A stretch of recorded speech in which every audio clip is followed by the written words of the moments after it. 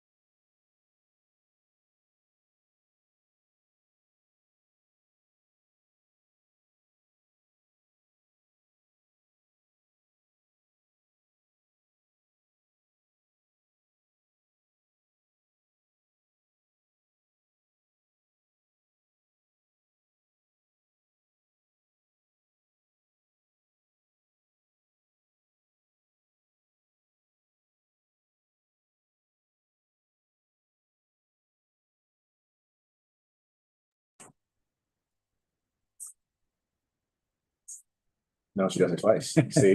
And- All right, we're on. I called this meeting back to order at 6:19. We have no report out from close. Ms. Elger, do we have speakers wishing? Oh. Alive. We're gonna salute the flag.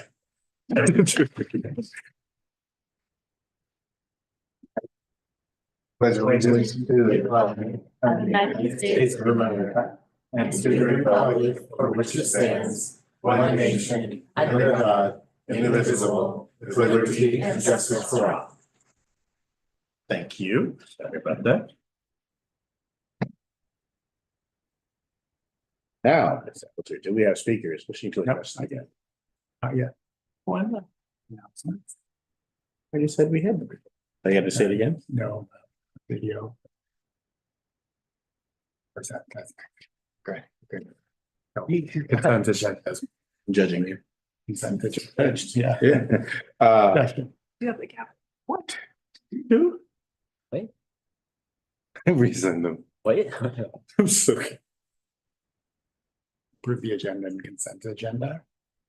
And then speakers from the public. She's pointing at something else. Yes. There we go. Should we start over? Hi, everyone. All right. I am going to announce that the recording of tonight's board meeting and report other items pertinent to the meetings and agenda. Consider that announced. Yeah. Number 7. And item number 7, approval of our agenda and consent agenda.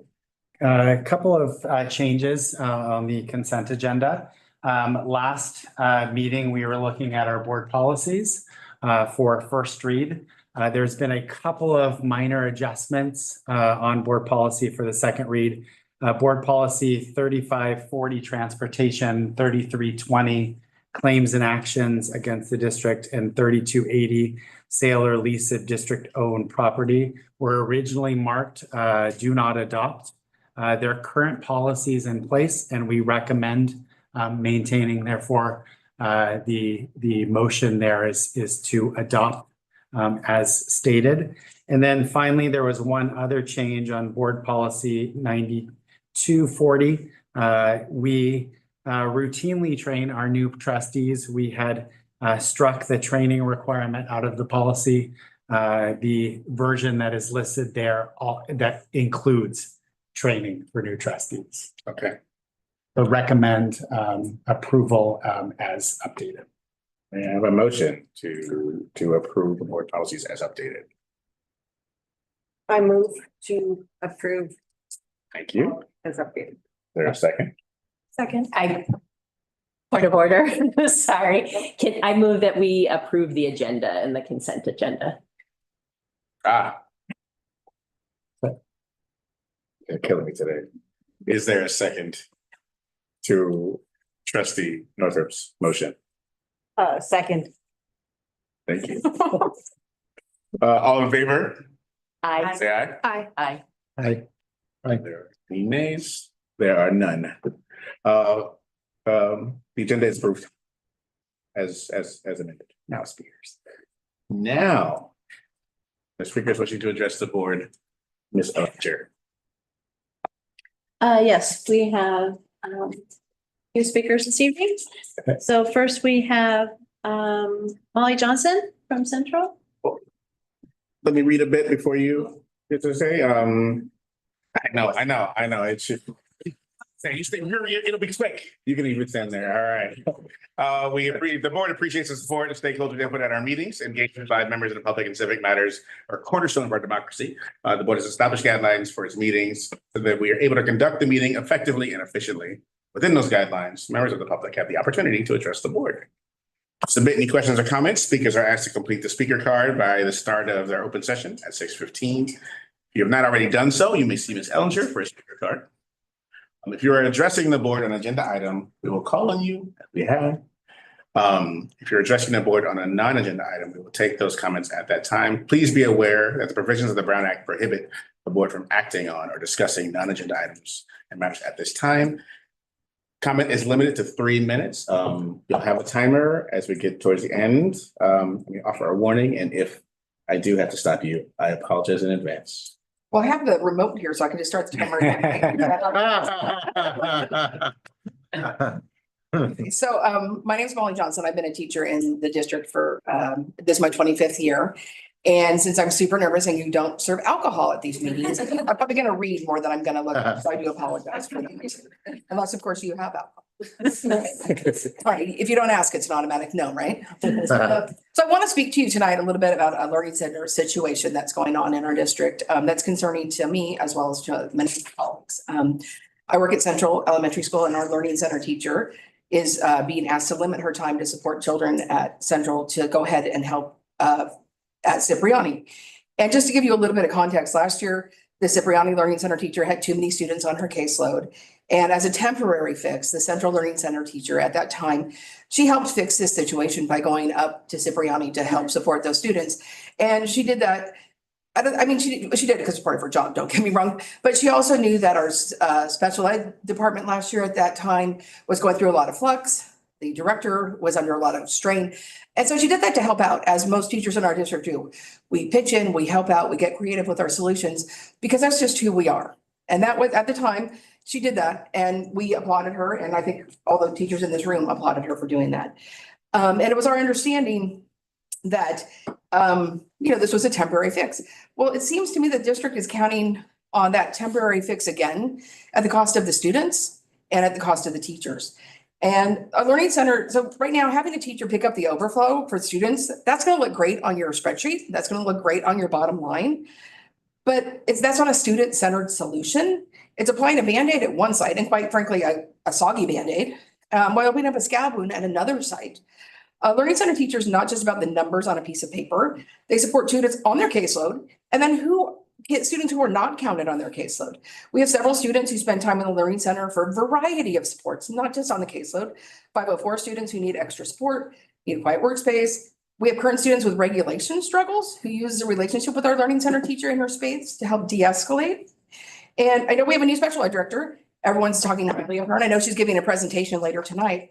And two of the points that she has in her presentation for you are to create more opportunities for inclusion across the sites.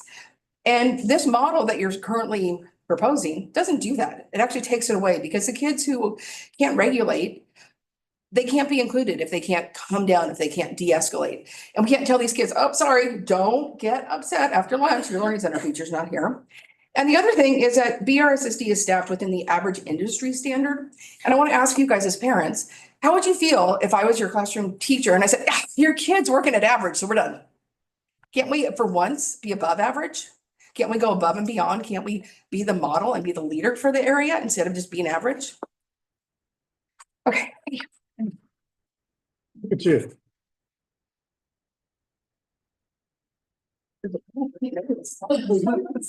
And next up, Janet.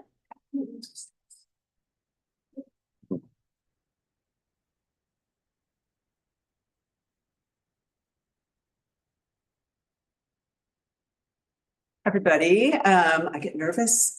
I'm in front of so many kids all day, but I get nervous like this. Thanks for your time. My name is Janet Mascalier. I've been a teacher for 30 years. And I've been a Belmont teacher for 16. I live here in the community. My kids are proud alumni of our schools. So I invested. Like Molly, I'm speaking to you tonight about the situation in our learning centers. At Central, we have had 6 different learning center teachers over the past 7 years. That is disappointing and frustrating. I'm assuming it is a priority for the district to attract and keep high quality specialists. The now predictable pattern over the past 10 years is that other schools have higher students with IEPs requiring learning center resources. It is continually frustrating that these numbers seem to come as a surprise. And a learning center teacher from another school like ours has to unexpectedly share the job. For the past 2 years, our learning center teachers have been hired as a 1 full-time equivalent teacher at Central, and then told in the second trimester that they have to also serve Cipriani's Learning Center students. Even though our IEP students will receive the same number of support minutes from Robin Fletcher, our amazing Learning Center teacher at Central, The Learning Center space itself will not have a credentialed teacher 3 afternoons a week. Last year, I spoke here, informing the community of the increase in our high-risk students. That trend has continued, as we all know, and increased with a new group of kindergartners. A huge thank you to the district and school force for providing a full-time counselor. Amazing. She's great. She's a gift every day. Wonderful. Some of our kiddos need more. Students with 504 plans have written in their respective documents that they may go to the Learning Center when needed as a space to cool down and regulate their emotions. Robin is a talented and experienced professional who has worked tirelessly to build positive and supportive relationships with these children who are not on her caseload. She's worked above and beyond. She wrote and received a school force grant, created a warm environment. This has been very successful for all involved, most importantly, the students previously mentioned, but also their classmates who now do not have to be subject to chaotic and disturbing outbursts. These kids will have no place to go. And so now 3 afternoons a week, we do not have a calm supervised space for our most needy students. It's so sad. We've worked so hard to build this program, and it's really sad that it's going to go away 3 afternoons a week. Additionally, we could be out of compliance since this service is written into 504 and IEP plans. Oh, thanks for your time. I appreciate it. Thank you. Thank you.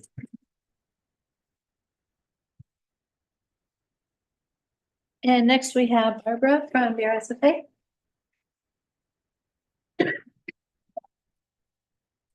Hello, good evening. In lieu of our usual glows and grows, we want to share some important issues that impact teachers and students. Within the last month, many of our members feel unsettled with the new leadership in our country. Sorry, it hits. Our daily world has been significantly influenced by the current political changes, and many are scared and fearful of the future of education. Teachers do not go into teaching to be politicians, but politics continually impacts our work. We strive to be a safe, stable place where all are respected and continue to learn. We teach our students to be respectful, responsible, safe, and inclusive, where all voices are heard, no matter your nationality, your gender, and your sexual preference. We are teachers, and every day we show compassion and provide education to all. These are extremely uncertain times, and more than ever, we need to support each other and their work together, the board, the district, the union, through these challenging times.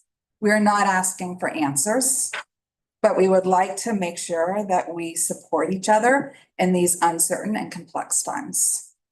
We appreciate your dedication to our district and our students. And Lisa.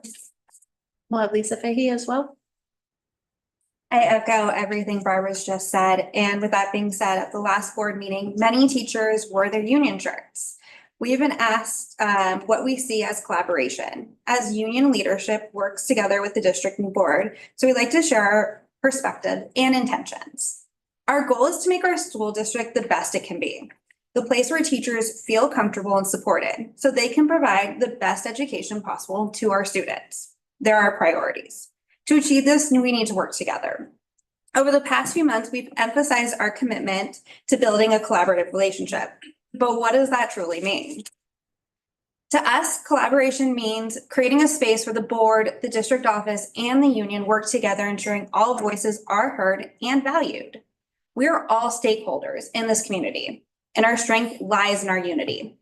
When teachers wear our union shirts to board meetings or to work, it's not about an us versus you mentality.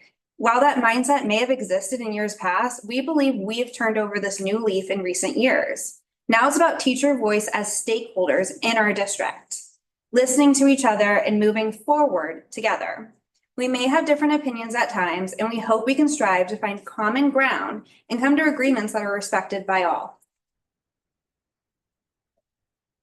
For the past school year, BRSFA leadership has made a commitment to attend board meetings. We are dedicated to continue to build these connections and feel that our voice is limited when we can only share during open comment.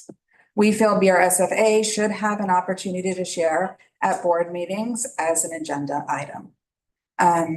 Being on the agenda means we will be able to continue to share our glows and grows, which we hope to continue doing. And the board will be able to make comments and ask questions. We hope that the board can consider adding BRSFA to the agenda at board meetings. Thank you for your time, and we continue to look forward to collaborating with you and sharing teacher voice. Thank you. Thank you.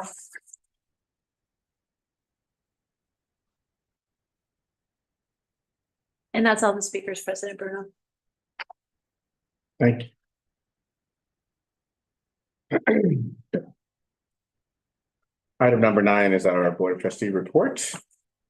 We're in our Board of Agenda report on kind of events or topics that have been slated to them, maybe future events. Anyone like to go first? I'll go first. I had the opportunity to visit Central with Superintendent DeGuara for a student lunch. It was great. And also completed the second session of the Masters in Governance training. So building off of the session I did last month, it's all very interesting. We did some role playing, which was really fun, and just getting to hear other people's perspectives and other board members' experiences is very interesting. Learning a lot. That's it for me. Thank you. Thank you, Trustee Tay. Oh, sure. Just one thing, I wanted to, been busy with being the Nesbitt School Chair for the readathon. And I want to just congratulate Ardith Andrews, our Executive Director, and Jacqueline Kraft, our graphic designer, and Susan, Operation Manager, and all the others that really put in their hard work, and also, of course, the principals that really brought this excitement to life. I know it's a highlight for my kids. They read more than they do outside of this 2-week period. And we were able to raise collectively, the early results show about $230,000. So, and I know 2 years ago, we did 2 million minutes overall. I think we're probably approaching that. So just wanted to thank, it obviously goes back to our kiddos, it goes back to the programs, and I want to thank the parents and the community for really kind of coming together over these 2 weeks. And I hope that each individual school site did some fun things. I know Nesbitt did. So that's what I have to say. Thank you, Trustee. Trustee Tay. Yeah. So this last month has been really fun. I had the opportunity to go and check out and chaperone the Ralston school dance. That was entertaining. Lots of really great kids having a lot of fun. They had like a dad come in and volunteer to DJ, which was amazing. We got to check out their competition in what is called the program, but they went and they had a bunch of kids go and almost like a hackathon for game development. And that was super cool and really interesting. It's a brand new program at Ralston, and I just want to congratulate Ralston on a job well done with that, as well as their science fair. Their science fair, it's amazing what middle school students can come up with, measuring the speed of light. They're doing all sorts of really interesting projects there, and I really appreciated that opportunity. Sandpiper has also had their readathon, and I got to go to their campfire reading, and we shut off the lights, had like flashlights, reading in the dark. It was just getting those kids excited about reading, and also asking for funding. I mean, that entire process where they are really encouraging the child to go and, talk to their neighbors, and it's also really great. So, yeah, I thought it was a wonderful experience, and thank you so much. Just want to highlight what's next for School Force, which we highly appreciate for all of the funding and partnership that they provide to the district. And we thank all the donors and the volunteers. The School Force auction will be March 22nd. So more will be coming on that. And I don't have too much to report, and I do feel badly about that.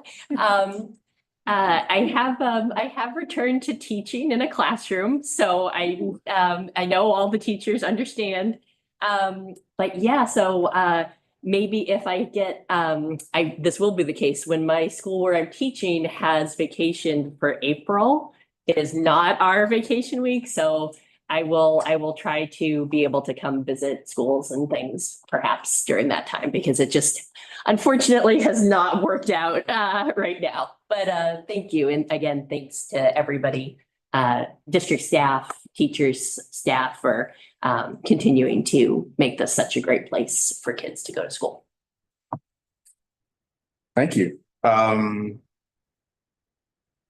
don't have a ton to report. I've been busy with board work. Some things that have happened just in the past couple of weeks that I think have been awesome, interesting, engaging.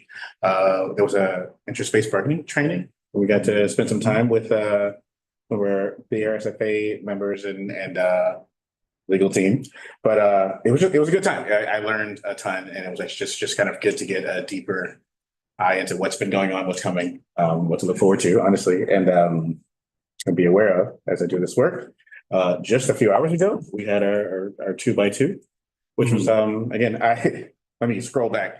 I apologize for how poorly this meeting started. This is only my second time taking this gavel, and so that was my first 2x2 as well, getting to engage with Sequoia School District and hear about some of kind of our shared adventures and issues and things like that. Which I'm sure maybe Dan will dig into. I am just in appreciation of the readathon in general, just for all the people involved in that. Lots of anyway, I love that month, and when my kids get really excited, and the good problem of like getting them to put books down, and turn the light off, right? Like I love that. And I had to build a fort, which they were supposed to help me with, and they didn't.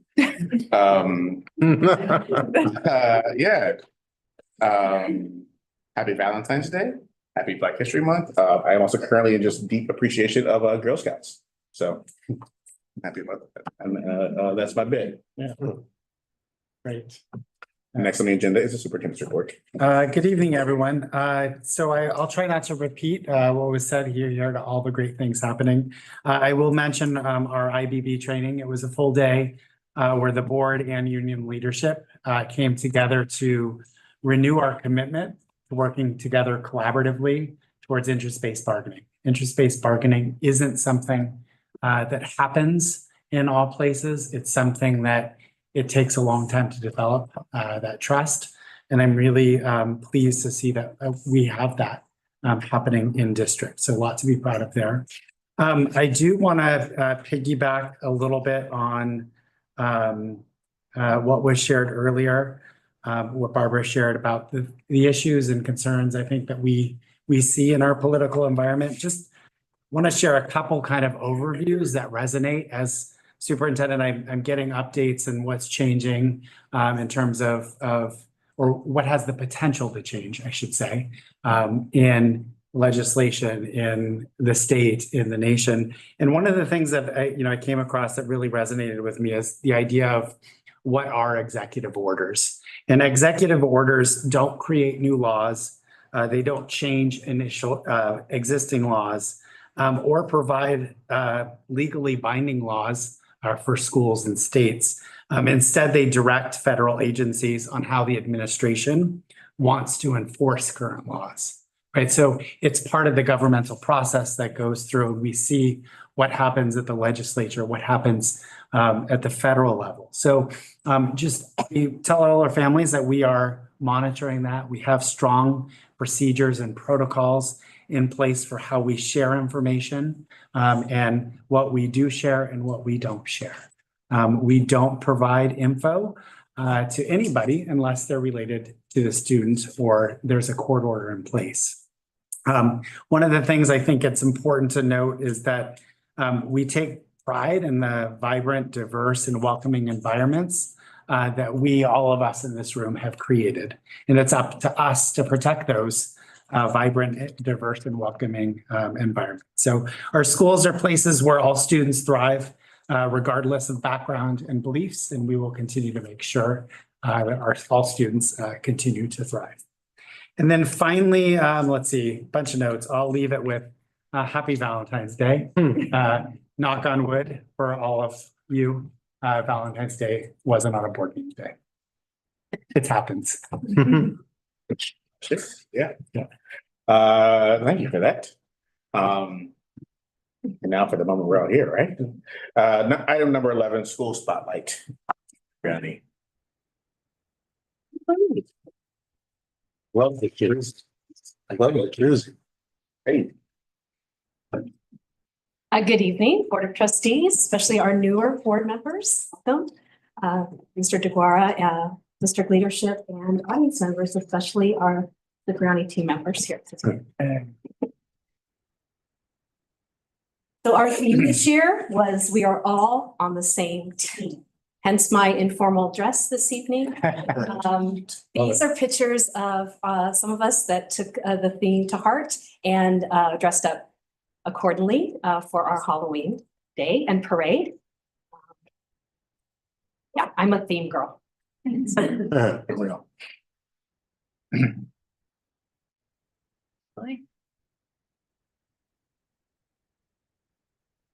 There we go. I will be speaking in regards to 3 out of the 4 areas of our strategic plan this evening, but I'll also end by talking about looking to the future and what's happening the rest of the school year in those 3 areas.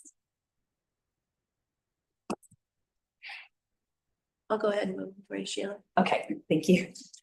So as far as well-rounded learners, I spoke about this last year. We're in our 2nd year of deeper implementation of our EDGE protocols, which are learning frames, teaching and learning frames.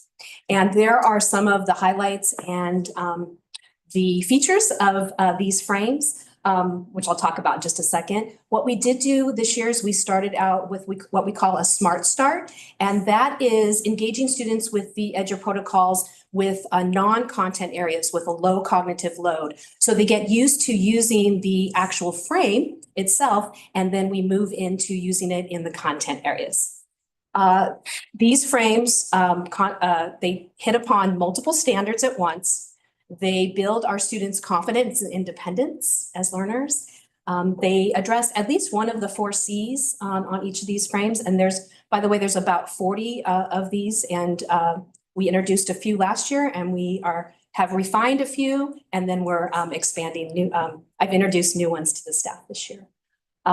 They can be implemented in all classrooms for all learners. These are used in our learning center as well as in our reading club.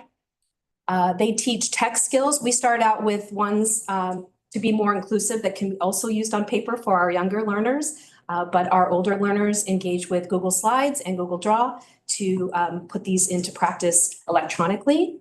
They are teacher friendly. In fact, the motto of EDGE protocols is teach better, work less. So as an example, if you have a substitute and you've done a lot of reps, and repetition is key to this, to get students used to these frames, you can just, it's very simple to make sub-plans with these, and they are fun. We get a lot of positive feedback from our students regarding these frames. Slide. These are some pictures of, and I'm kind of focusing on the math this evening. They're called math reps. They are frames that help students engage with and increase their sense of number. And I know these can be kind of nebulous to people that aren't in the EDGE protocols world. So I brought some examples and some artifacts. These sleeves here, there's a K of grade 4, grade 2, grade 5 versions that you can see. So you can see the spectrum of the grade levels. And these are called white books. Again, they're math centered, that can be reused. And these are grades 1, 2, and 3, 4. So you can kind of pass those around if you don't mind, just to kind of get a flavor.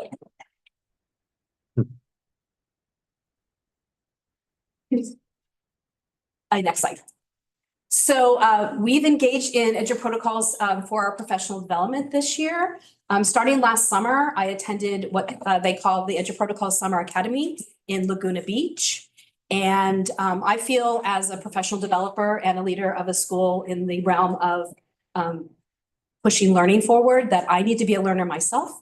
And so I try to gain knowledge and bring that to my staff. And there's some pictures of us engaging in protocols at our the beginning of the school year at our August day together. And we did some more in November and just this last January.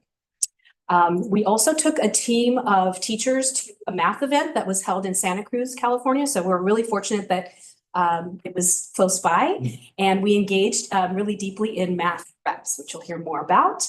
Also, we have a site license for quizzes, which is an online quiz program, which can be adapted and differentiated for all students. And there is also AI features that we're learning about to increase our experience with AI. And I just don't want to share my voice. I want to share a teacher's perspective this evening regarding the implementation of protocols. And so I invite Pamela Miller, one of our most valuable people, fifth grade teacher at Cincinnati, to share her experience. So I went kind of skeptically to the PD in Santa Cruz in September. And I have to say, I came away with a lot of ideas, like many more than I thought I would. I kind of whittled it down to a couple that I was like, okay, I'm going to do this one. And the most successful one we started with was what the fifth graders have affectionately nicknamed Hot Pockets, because they're in those little pockets. So now they're Hot Pockets. So we do a different Hot Pocket for every unit we're doing. This is kind of our start of it. And then I actually had some students get up, and once we kind of got going, get up and teach it. So like I make the problems, but the kids get up and like do it like you can see them, they're so into it. So they're like leading the whole class in it. I edit it pretty easily to change it, update it for each unit we're on. Right now, we're kind of doing a fifth grade review to get ready for CASP and MARS testing and all that. So we're going back, instead of just learning about fractions way back in August, we're redoing like, okay, let's try and remember how to add and subtract fractions and multiply and divide fractions, because they forget. They're like, wait, I don't remember how to do that. So that's been really successful. All the fifth grade teachers are doing it.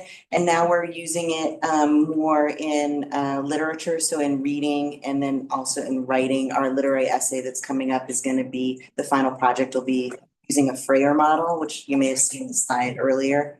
I think it's great. Like I said, I came away with a bunch of ideas, and I think we've been really able to implement about a half dozen. So kind of excited about that.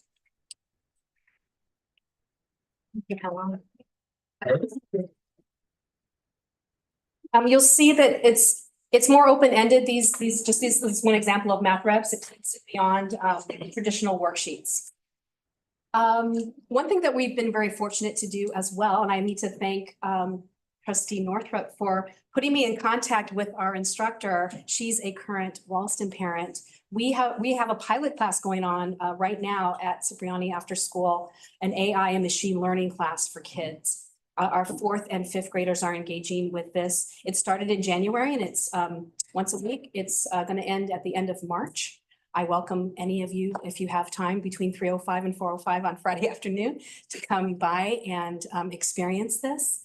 Some of the things that they've done just in the first 4 weeks of this class are training an object recognizer, a voice classifier, a facial recognizer, and a custom object recognizer.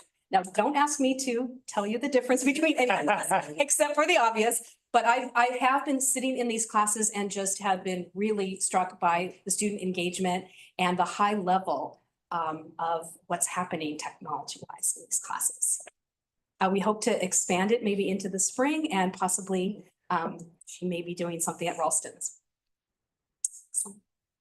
For belonging and inclusion, we had the fortune of having some really cool assemblies this year so far. Our PTA sponsored the Marine Science Institute to come out. Our students learned about animals that live in our San Francisco Bay Area and also about plastics in the oceans and things like that, taking care of our environment. We also had a anti-bullying BMX show where students took a pledge to not bully. We're taking the sports theme to refining our PBIS program this year. We committed, that's our leaderboard there at the beginning of the school year. We committed to teach the school-wide expectations at the beginning of the year, be safe, be responsible, be respectful. And teachers, once they covered what that looks like and sounds like in all areas of our campus and went over it with the students, they got a little star, and then they got a button that says PBIS Pro. We also did a refresh, if you will, in January, because after the winter break, sometimes students tend to forget some of the rules. And so we did a refresh, and teachers, we used quizzes to do a quiz at each of the different levels to engage students in remembering those rules. And each teacher that did the same thing got a little paw charm there, lanyard or whatever. And we were really focused in the month of September with Attendance Awareness Month.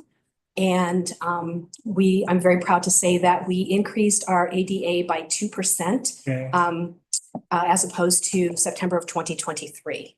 And you see some students there. We had in early October, after the September celebration, we had an attend dance party. Get it? Okay. Next slide. This is kind of Edge of Protocols along with our PBIS system. We did a school-wide, we did a couple of these, but one of our first school-wide learnings and kind of showing your learning about our expectations was to do a thin slide, which is an Edge of Protocol. All of our students participated in this either electronically or they did their own sketching, and we put those up on our bulletin boards around the campus.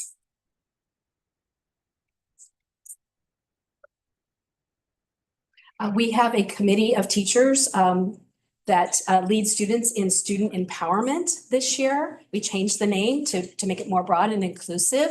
And you see here that we have our green team. We have our school community team, which helps with our our Friday morning announcements and our morning meeting. And we have our school spirit team, and we have our school community team that helps with breakfast and lunch service. The lower left-hand picture there is something, again, really exciting. We have a student that wanted to do a coding club, and I asked him to do a proposal, 5th grade boy, and he did. I got a teacher sponsor, and he is conducting a coding class for 3rd, 4th, and 5th graders after school. So it's just really cool to see students engage with their strengths, share their knowledge with other students, and gain confidence in their learning and being like junior teachers. Really, really cool. That's something I'd like to expand next year at Cipriani. And again, we have a featured speaker.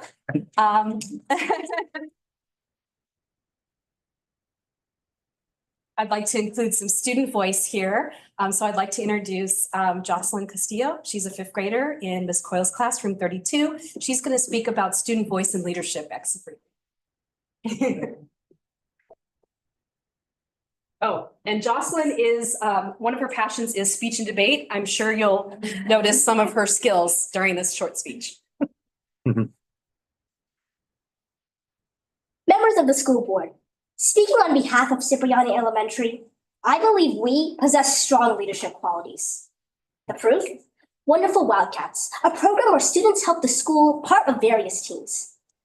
I believe that Cipriani students lead through this program. Our Green Team Wildcats work to reduce, reuse, and recycle. 4th and 5th graders clean classrooms, becoming part of our waste management.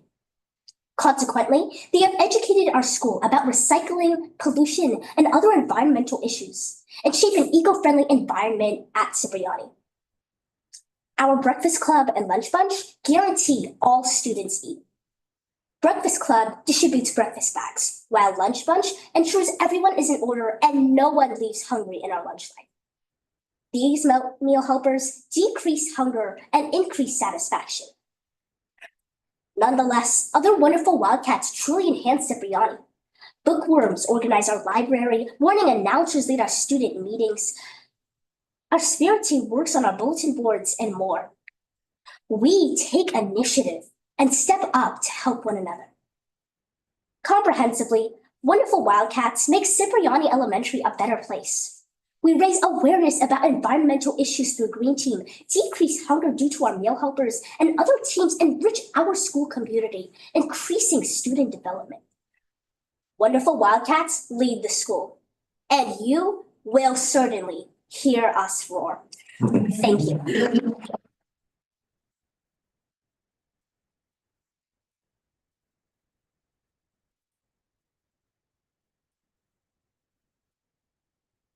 So I just want to sit down right now. Wish that was the end. Awesome job, Johnson. Excited. Community engagement. We were fortunate to partner, as mentioned earlier, with a Girl Scout troop and a Boy Scout troop this year. Our Boy Scout troop did a welcome garden near our kinder area and actually fixed some areas of the fence that were somewhat unsafe and people could like enter our campus. So they did some really great work in that area. And it was just super gorgeous. And then just last month, one of our Girl Scout troops did a planting of succulents, succulent garden in our A wing. And it's really pretty and gorgeous again. Feel free to come by and check that out. I just want to honor our PTA board members and our parents that donate so much of their time at our school for our activities during the school day and assemblies and community events like our Cipriani Wildcat Walk and Carnival in the fall. And our newly tradition is our student business fair that we're doing now. I have monthly coffees with the parents, and I'm also back to Edge Protocols again. I'm engaging parents with the Edge Protocols as well. So they get a little picture of what it looks like in their child's classroom. Slide. When I was committed this year to do two different family nights. And we just had one last January, just last month. And then we did a family puzzle and game night. I purchased some puzzles from a corporation called Something Fun. And then parents were and families were welcome to bring their favorite board game to share with other parents and kiddos. Our PTA board works so hard, and a lot of that, the burden of putting on events falls on just the shoulders of a few. And so I really want to be committed to have parents come and just enjoy themselves at our school. Mm-hmm. So looking ahead, in the three areas that I addressed this evening, we have a couple of really cool PD experiences that we're going to engage in Edge Protocols.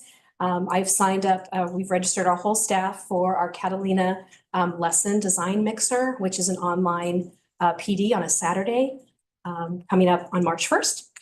And then we are going to have the pleasure of an actual Edge Protocols author.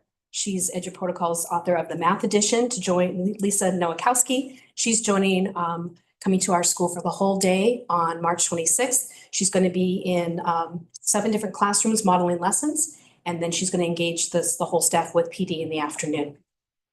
And then as far as our green team, they have some plans to engage the campus in some Earth Week activities. And so I look forward to what they're going to bring to us. And then as far as community engagement, I'm in the process of planning a family math night in April. And this is our last slide. We want to cheer our team. I know I feel grateful and so blessed to be a part of this team each and every day. And I thank you for your time and attention this evening.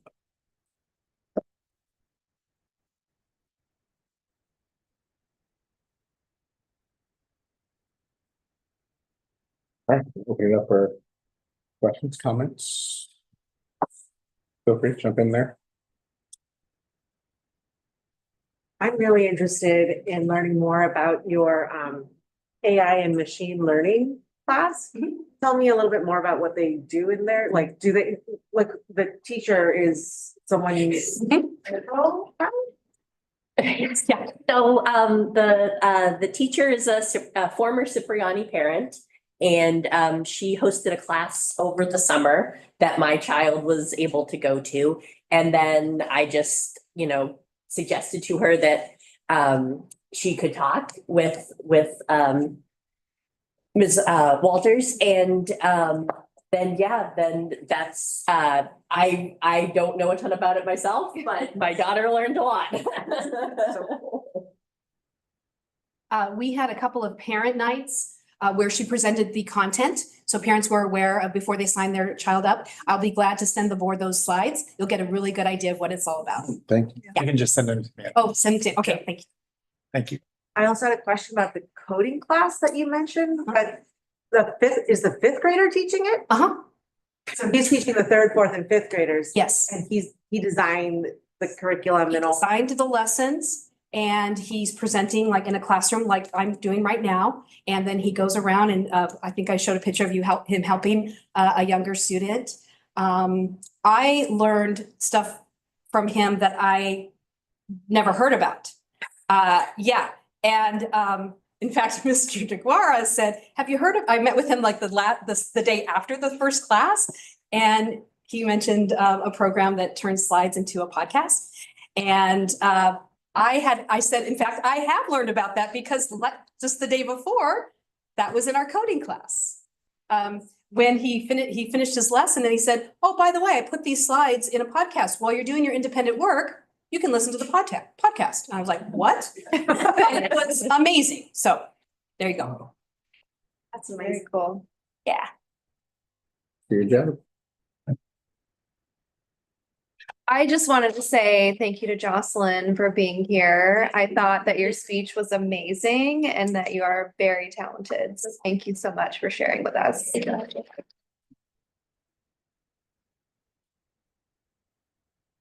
So I had a question with there were so many things, and Jocelyn, thank you again. I was really trying to write down everything. Can I ask you a question, Jocelyn? Is this student leadership a grade 5 thing, or does it start in 4th grade? All of it is from grades 3 to 5, I think, because there's some third graders who help out with like breakfast club. And then 4th and 5th graders do a lot of other stuff too. Kind of as you get older, you get a little bit more responsive. Makes sense. Great. Thank you for your hard work for coming tonight.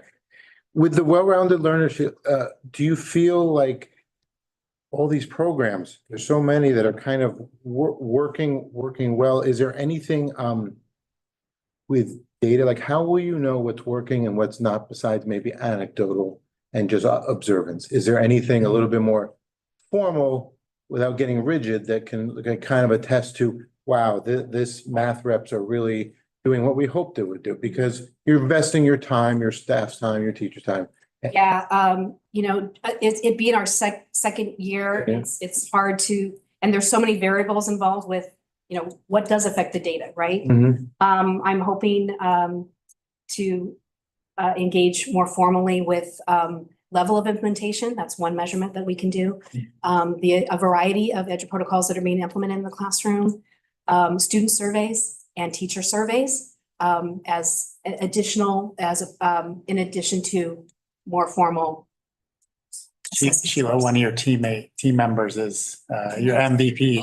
Yes, this is, yes. I have seen improvement in my math test scores. You have? So, yeah, Mhm. like, I would say the first month we did it was significant.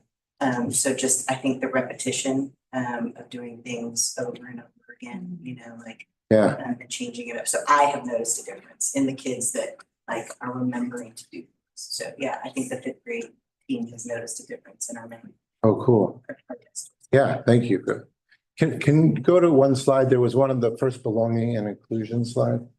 I think the one before that, maybe. It was the one with the PBIS, maybe the one before. Yeah, that one. I want to commend you because I'm assuming that's you on the right side in the motorcycle. I just want to say, like, you really are going above and beyond for your school. I mean, it's impressive. Like that. Thank you. I don't really have any questions. Thank you. Thank you for everything you're doing to lead Cipriani, and I'm sad that I'm no longer a Cipriani parent, and thanks to all the teachers and staff, and my child will be jealous that I saw you guys today. So thank you very much. Very welcome. Appreciate that. Are you doing okay? Oh, yeah. You're Absolutely. still, so you're, I still feel like you're new, just like maybe I am. It's like, you have everything you need. You're feeling like there's something we can do. You're like, you got a good flow going in year two. I think so. I feel much better this year. I'm really appreciative of the deeper relationships I built with the staff, and we're, like you said, we're kind of on a roll here. I would invite you again to come to campus to see EduProtocols in practice. Yeah. That'd be cool. Yeah. I feel like you're crushing it. I felt that way last year. So that's it. Oh, thank you. I just want to chime in really quick. I want to say thank you to you and your staff. I think it's a great example of when you put high quality professional development and high quality thought into doing something completely, right? You introduced it, you brought training to staff, took staff to training. And when she talks about the EduProtocols, it literally is across campus. We were walking through, I know, because I saw your blue folder. When staff do an EduProtocol and they put it on the board, they actually label it that they did it, right? So it's bringing that to the forefront, right? So this is the logo, and so those visitors to classrooms may not know what an EduProtocol is. So I've asked staff to say brought to you by EduProtocols so they can recognize it when you visit. So great work. Thank you for bringing that, and thank you to the staff for really implementing it and working towards it. And Jocelyn, you're amazing. I snuck out my camera because I'm still allowed a cell phone. I videoed you doing your presentation, all of it, most of it. So I'll send that to your principal and she can get it to you. Thanks so much. Great.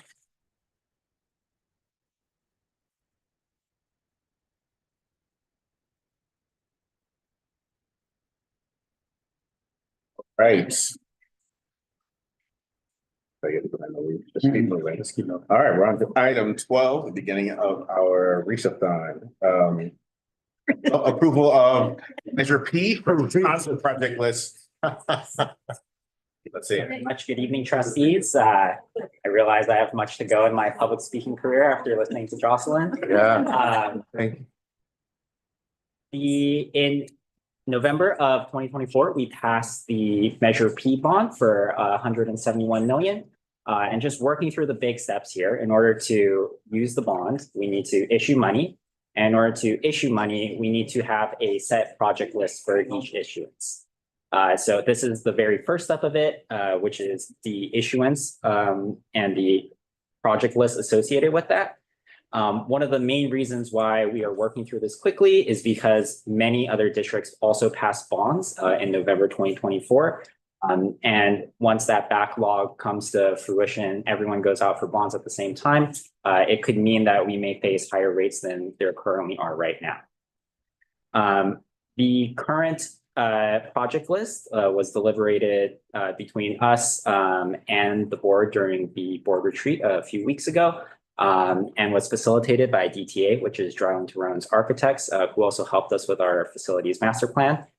From that session, we came out with a list of projects. At that time, it came out to roughly $63-ish million of projects. However, in talking with our bond counsel and our bond consultant, who is here tonight and will present in a little bit, there has been some news of future legislation that might come down the line, which may turn some of our currently non-taxable municipal bonds into taxable municipal bonds. And what that means is, whereas right now, let's just say, for example, we could get our bonds at 5% interest, in the future, that could actually be more like 6%, right? And that threat of potentially, the taxable bonds coming into play just makes us feel a little bit worried about potentially being able to go out for that much money at one time. So at the behest of our consultant and our council, we have decided to lower the amount very slightly now to $57 million. Some of the projects, just to highlight, that have come out as part of that are just a few bathroom renovations, and I believe some window work at Sandpiper. However, focusing now on all the projects that still remain in the bond, the goal of this is to make sure that every single site has work done to it.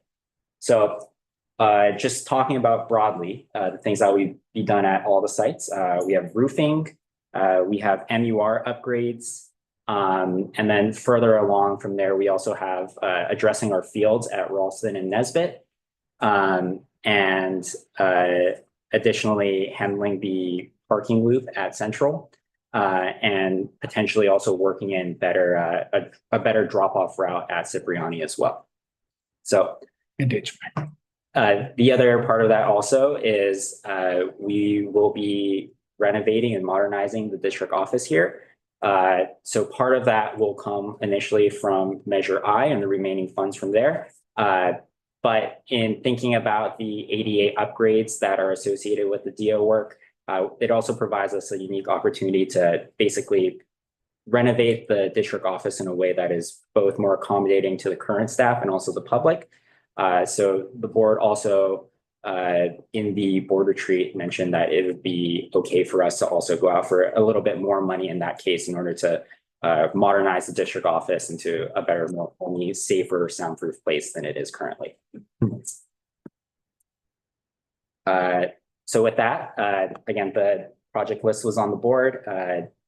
This is an action item, so we would need the board today to approve this project list or for any questions. Yes. Discussion first, yeah. Right. So this item is open for discussion before we move to action. Any questions? Feel free to jump in. I have a clarifying question. Yes. Numbers might be more with the logic of reducing the first tranche. So I understand that whole thing about the taxable part, but wouldn't that mean that therefore, if the interest rate might be either higher or we might not get it as much, wouldn't we want to therefore front load? We wouldn't want to have more in the first tranche in terms of millions versus less? Yes, so if you think about it right now, right, we're still going out for roughly 57, almost 60-ish million. Basically, that is, I mean,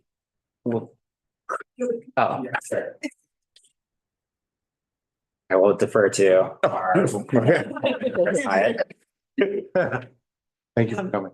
Great question, very insightful, because it's a balancing act. The way we structure bonds is there are multiple tranches, multiple series that will be sold over time. And part of bond issuance is that we assume your tax base is going to grow over that time frame. And because your tax base is growing, there's more value to be taxed, and we can basically backload more bonds for repayment. So by putting more projects in Series A and having a bigger issuance, we're burdening the tax base more earlier on versus later on when the tax base may be 20% larger, 5 to 10 years from now. So it's a balancing act because yes, we'd want to sell as much as we can now when we know we have tax exempt rates, while also not burdening the tax base and potentially causing us to not be able to issue later series. So this number, when we originally planned this bond, Series A was going to be 20 million. So we're already much higher than we had planned for. And because we planned conservatively and working with district staff on interest rates and assessed valuation, we were able to increase it, but I wouldn't feel too much, I wouldn't feel comfortable going too much higher than the number we discussed. Okay, that makes sense. And so when you say appreciation, or when you say, whoever wants to answer, when you say appreciation or the tax base, is that mostly appreciation with property taxes? You're saying that the value of houses or residentials are gonna hopefully go up? Yes, that's exactly right. And a lot of that has to do with, well, obviously market values increase over time, but also the turnover of homes. I see. So district homes that have been in the same hands for 40 years that have an assessed value of, let's say, 300,000, and then it sells for 3 million. That happening over time increases the value of the district as a whole. And we have historical data on how much you've grown per year over the last 25 years, and we use that historical data to project forward. Great, thank you. Thank you. Any other questions? Trustee North, you good? I'm good. Thank you. All right. May I have a motion to approve the first tranche project list? I move to approve the first tranche project list. Is there a second? Second. Second. All right. All in favor? Say aye. Aye. Any nays? Say there are none. Motion passes. We're moving to item number 13. Series A issuance resolution. Thank you very much. Good evening again, trustees. So now that we have a approved project list, the next step in here is now going out for the issuance. This resolution basically allows the district to move forward in the issuance process. And we have Chris Hyatt again, Managing Director for Keygen, to go over a little bit more about the specifics behind it. Again, this is an action item, so we would need to approve the resolution today. Yes, so I have a short presentation for this item and for the next one. So if we can scroll to page 1. As you all know, Measure P passed back in November, which was awesome. So congratulations on that. For 171 million at an approval rate of 67%, so well above that 55% threshold. The tax rate that was estimated to voters at the time was $29 per 100,000 of assessed valuation. As a reminder, it's not based on market value, it's based on the assessed valuation of a home. And we are planning for this first issuance to be 57.5 million, as we discussed. So on page 2, we have a summary of what that issuance may look like. The current interest rate under current market conditions is about 4.5%. And we're assuming that your tax base, your assessed valuation will grow at 3.5% next year and 4% annually thereafter. Your long-term averages are well over 5%, so we're being conservative compared to typical growth in the area. And this comes down to a financing term of about 29 years. Total cost, 111 million, so we're well below the 4-to-1 limitation required by the state in terms of total cost versus the amount you're borrowing. On the bottom right-hand side, we have a tax rate chart that shows how the tax rates will work. You can see we're taking the tax rates for this first issuance all the way up to the $29 tax rate that was approved by voters. And then we're going to drop the tax rate to leave space for your future series of bonds. So that's why it looks a bit like that. So before you tonight is a resolution in final form for your hopeful approval. This resolution will allow the district to continue in the process of selling the bonds, and it specifies all of the limitations of the bonds and the parameters. It also approves 3 different form documents. The preliminary official statement is basically a prospectus for investors who may be interested in purchasing your bonds. The bond purchase agreement is the agreement with your underwriter who will actually be selling the bonds to the underwriting community. And then lastly is the continuing disclosure certificate, which obligates the district to provide ongoing information to investors who purchase your bonds. All of those form documents are in form, so they're not final, and that's because the bonds haven't been sold yet. So interest rate information, final cost is not filled in there, so you may see some blanks, but that's on purpose. And then in terms of timelines, again, tonight for your approval is the resolution and all of those form documents. From there, we would go up to San Francisco to get an updated credit rating from Moody's.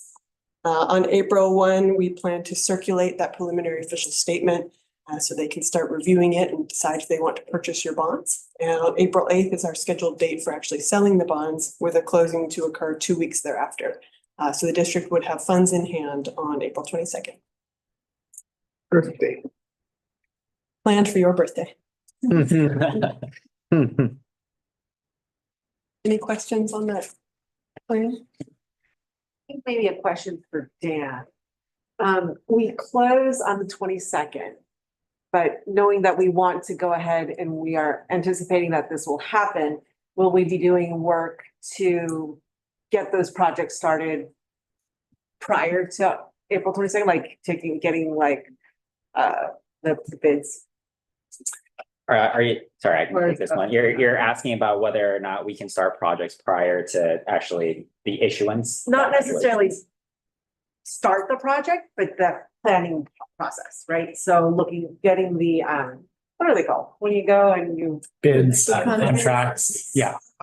That's what I'm. So some of the planning work can be started, but it's probably fiscally not prudent to actually go out for any of the services prior to actually having the money in hand. One of the things that we're currently doing as part of the overall Measure P project list is we have an RFP out currently for the program manager or the construction manager to help us overall. Again, DTA is only helping us on a temporary basis, but we will need someone to help us in the longer term. So we have that out right now, and as of right now, we are currently not out for the issuance. So that's the kind of stuff, that kind of back office work, and helping us to figure out the order and which schools we should start at which time. That's the stuff we're starting on right now and thinking about, and hopefully we'll have a program manager in hand relatively soon to further help us in that. But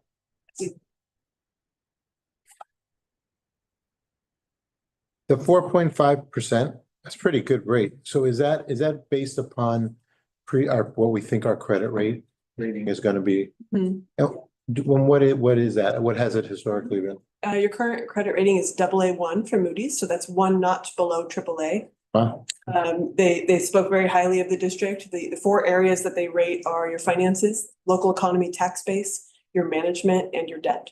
I think the only thing that may be holding you back is reserve levels, which of course some unions may not want you to have higher reserve levels. So a AA1 is a very strong rating. The average in California is AA3. And I don't expect that rating to change, but whenever you sell bonds, you have to go talk to them again and get it edited. Yeah, okay, thank you. Any questions? I have one just along the line of Trustee Tang's questioning, but with that timeline, you're confident that it'll be like we could whatever break ground or whatever, like come summer when buildings are available and worked, it will be on track to do that. sorry, you're asking about whether, or sorry, Dan. No, I was just gonna say, there will be some projects that will be able to move faster than others. For example, roofing projects are smaller scale, easier maybe to get people to do.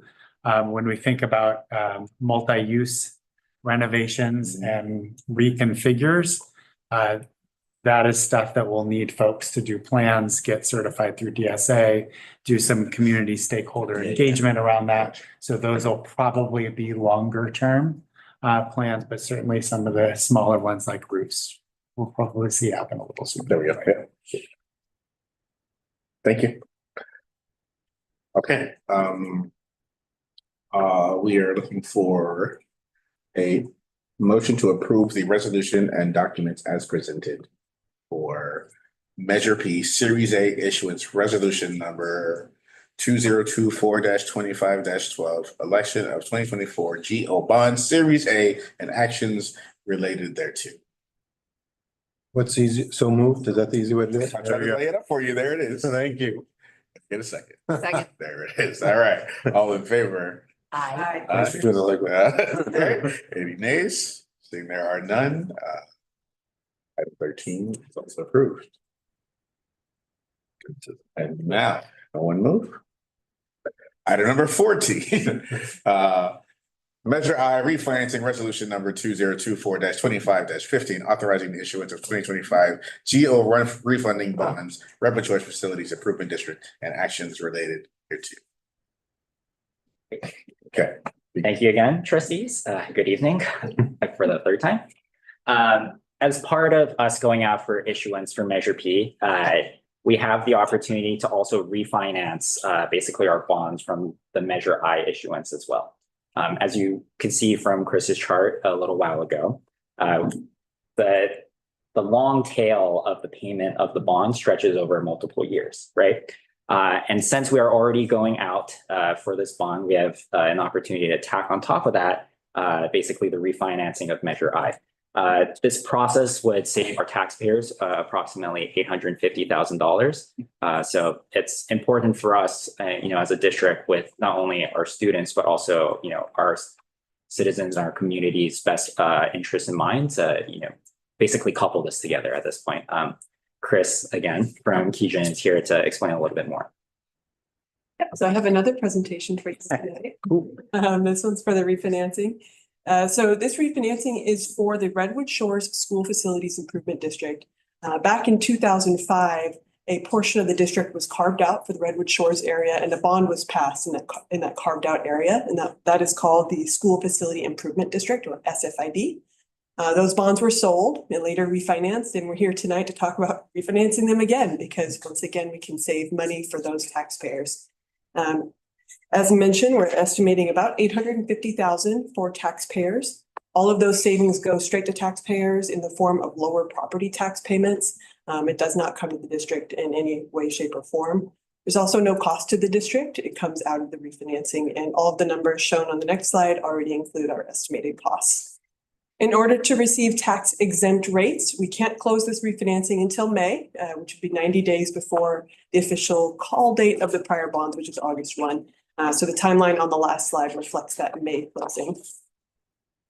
The way it works is we'd be replacing those older bonds with higher interest rates with new bonds at a lower interest rate, similar to refinancing a home mortgage. On slide 2, we have a summary of the refinancing, which shows savings about $120,000 a year for that total of $855,000. The number on the right-hand side that I want to draw your eyes to is the present value savings percentage, which is currently 5.4%. Anytime we see a number over 3%, that's something that we would recommend a school district move forward with. So you're nearly double that amount. So this is definitely an economical refinancing, makes sense to pursue. It even makes more sense to pursue because you're already going to be selling bonds from your other measure. So it saves on staff time, and there's also various discounts by issuing multiple bonds at the same time in the form of, Moody's will charge less, various consultants charge less when they're sold together. On the very next slide, on page 3, we have a summary of the legal documents, just like on the other presentation. The resolution is in final form, and then there are various form documents. The only additional one for the refinancing is an escrow agreement where Bank of New York will be the intermediary to make sure the old bonds are redeemed and the new bonds are issued. And then lastly, on the timeline, very similar timeline since they'll sell at the same time. The only difference is that our closing will be in May for the refinancing so that we can get those tax exempt rates. Any questions on that? So just kind of how this relates to the new bonds. With the new bonds, if interest rates were to go down in the future, when would we have an opportunity to refinance those? Yes, Good question. very good question. The typical call provision is 10 years. And we will work with district staff to finalize it. Some districts go 8 or 9. So we'll work on that because the shorter the call, the more expensive it is. But generally it'll be at least 10 years. And when the time comes, we would come to you just like I am tonight and say, you're able to refinance your bonds and save money for your taxpayers. Thank you. I love this stuff. So it's like, why would you, the rationale refund if there's a call date in August? Like as a district, wouldn't we just want to wait till the call date and call them and then end the series then? Or so I guess 2 considerations there. We could wait until August, but if you're able to capture the savings now, Sure. I'd say take advantage of it when we know that there are savings. Mhm. You're also selling your other bonds and want to get those done before summer. So I think that's at play. Generally, if you're above that 3%, we'd recommend you just move forward and take advantage of it. If you wait, there's, I guess, the interest rate risk that things go up and you lose the ability to refinance. And then is there another decision to be made at that call date? No, so the way it would work is if we refinance in May, we close in May, the funds will sit in an escrow account, which Bank of New York will be the escrow agent. They'll sit in that account for 3 months and they're actually earning interest. So if you can flip back to slide 2, shown in the middle of that chart, the interest rate of the prior bonds, actually not that portion. Oh, I didn't put it on the chart. I apologize. But the way it works is the escrow account is invested for those 3 months. So it's actually earning money. Okay. So it helps the refinancing to be invested for that 3-month period. But I will talk about that middle part of the chart, which is the decrease in interest cost is 1.27%. So that's fantastic for your taxpayers. Any other questions? Okay, we're looking for a motion to approve the Measure I refinancing resolution number 2024-25-15, authorizing the issuance of 2025 GO refunding bonds, Redwood Shores Facilities Improvement District, and actions related hereto. So moved. May I get a second? Second. If it is all in favor, please say aye. Aye. Are there any nays? There are none. Item 14 is approved. If I can just say a quick word of thanks to Chris and Keechant. In my time here, we've worked on a couple of bond issuances, a couple of refunds, and I sincerely appreciate all that you do to support us. We ask Chris a question and she's coming back with us with a new scenario, just like that, really making sure that we're always in the loop. So thank you, Chris. Second. Yeah. Item 15, resolution number 2024-25-13, increasing the revolving fund. Reese, you have the floor. Thank you very much. Good evening again. The county is switching our financial system and human resources system over from Financial 2000, which was created in 1999, to Frontline / Escape, which I believe was created in 2008. A lot has happened in those years. So everyone in the county believes it will be an upgrade. However, as part of this, there are several unknowns associated with moving from one financial system to another.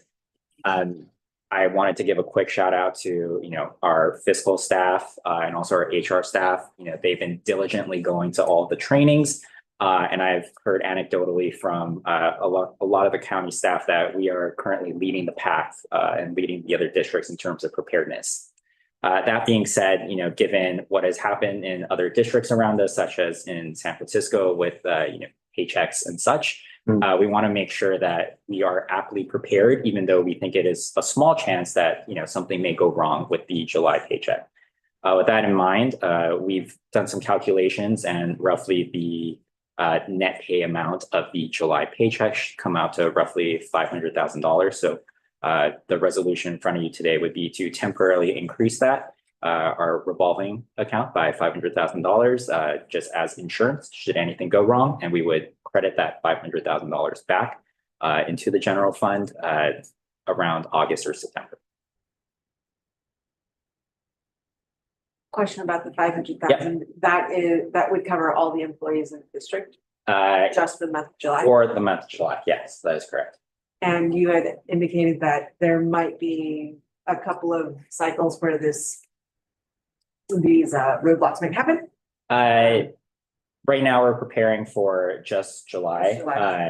I think if there were any cycles that may be at jeopardy, that one has the highest risk. I think the county is currently investing a lot of resources into this transition. So we feel okay knowing that even if there is an error in July, they'll have it fixed by August. But again, this is truly just insurance, just in case anything does go wrong.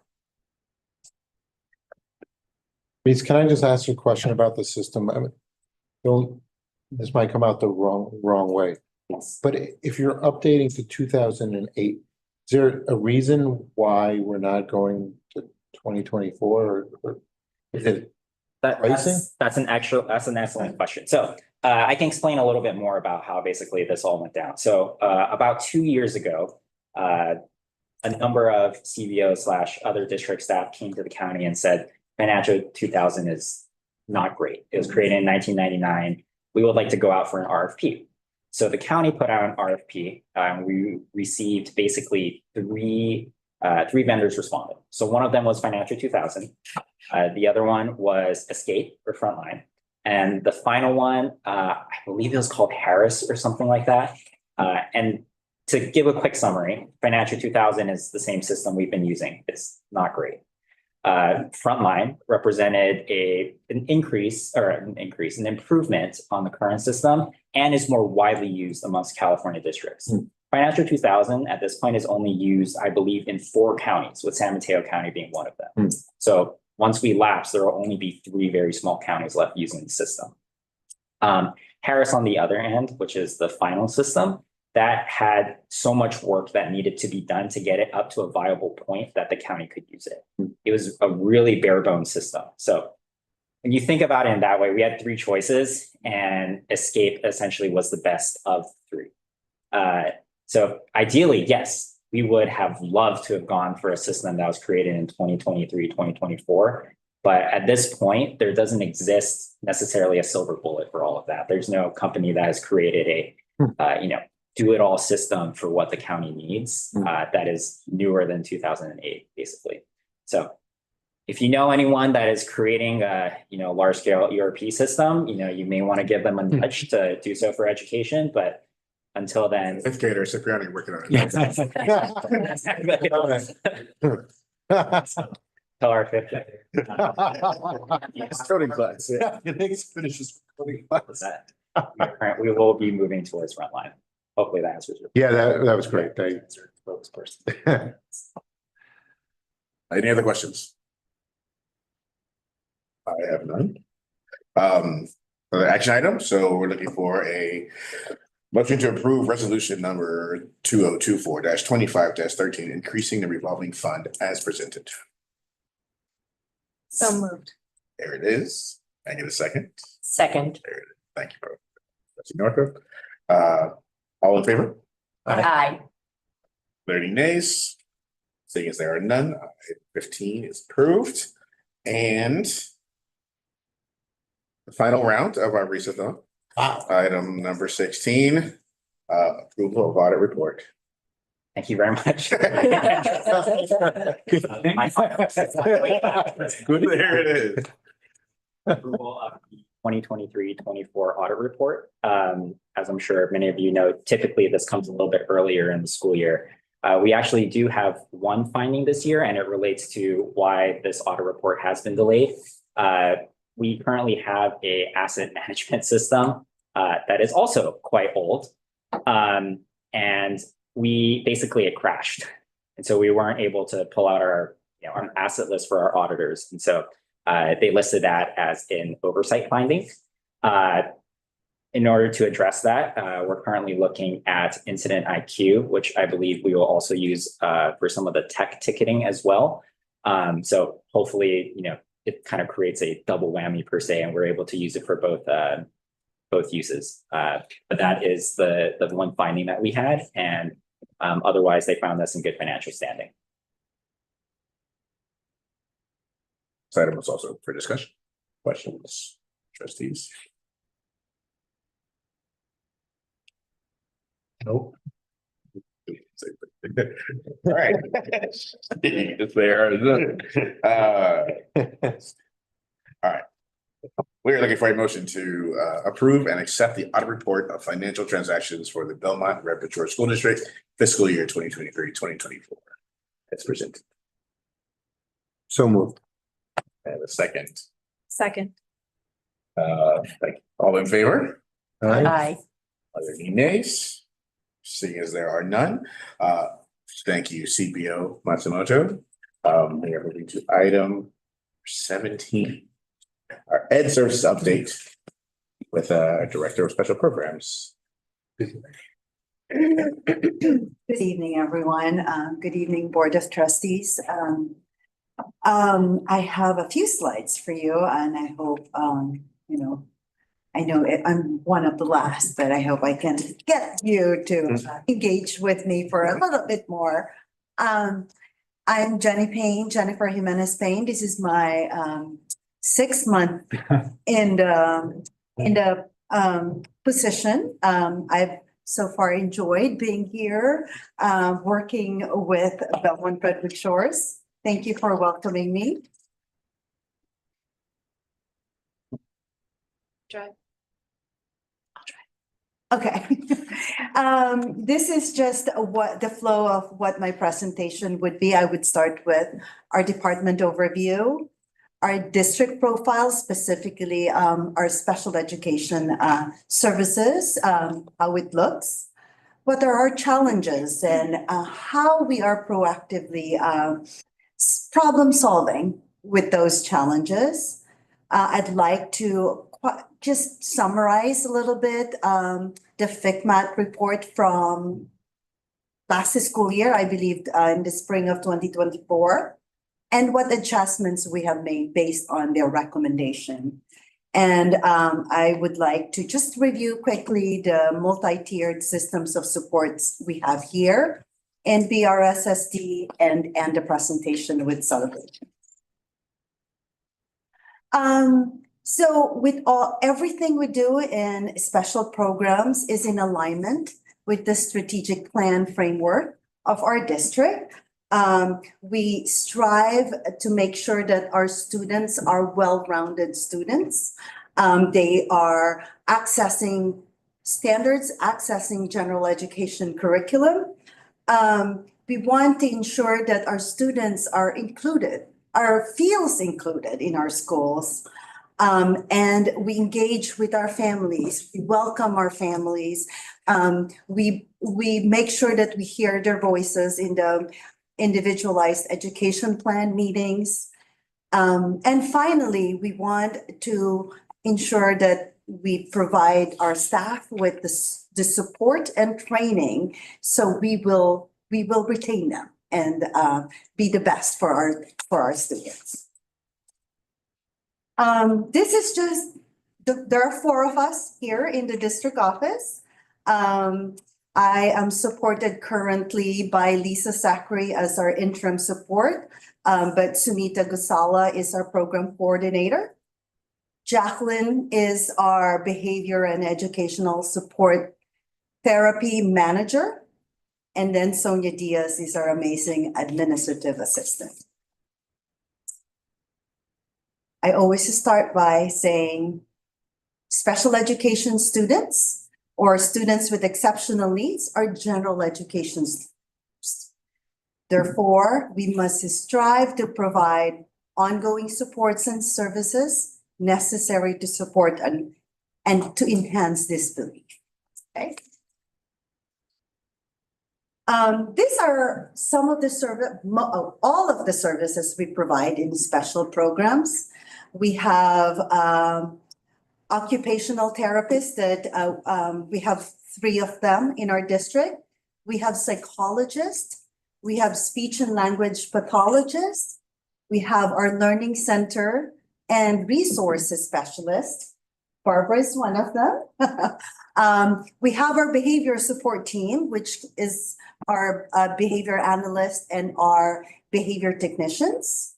We have our educationally related mental health services. We have 2 of them who provides higher level of counseling support. We have our special day class teachers for both mild, moderate, and mild severe in 3 of our schools. Then finally, to the right, we have our contracted agency employees. We have, they provide adaptive PE. Usually this folks are San Mateo County teachers who collaborates with our teachers. We have audiological services, physical therapy, and augmentative and alternative communication specialists who are generally speech pathologists, but they have that specialty under them. In total, just to give you an idea, we have around 145 special education services staff. Those are both teachers, related service providers, and paraeducators. In terms of our district enrollment, as you all know, our district total is around 3,943. Currently, we have 11% of them are students that receive special education services. They are Belmont-Redwood Shore students. Some of them might be most of them are in our school. A few of them might be in non-public schools. that 11% is around 421 students. That does not include students who have 504, just to clarify that. Right? These are the eligibility, most common eligibility in our district.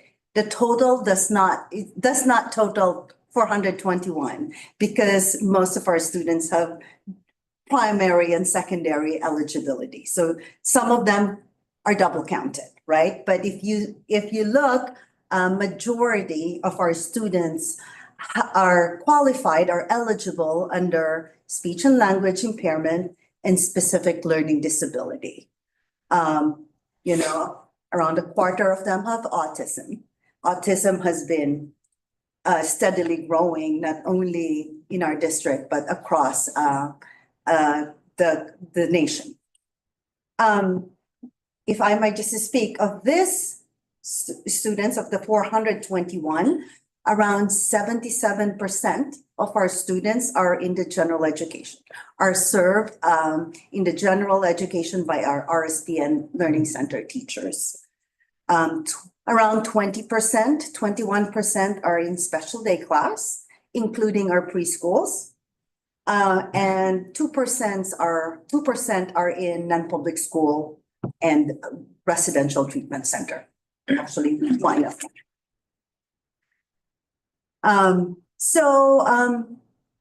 These are the two main points that was reported by ThickMath in the spring of 2024. That Belmont-Redwood Shores School District is staffed in general within the average industry standards for special education certificated staffing. The district has a slightly higher paraeducator staff compared to the industry standard in terms of adult to student ratio.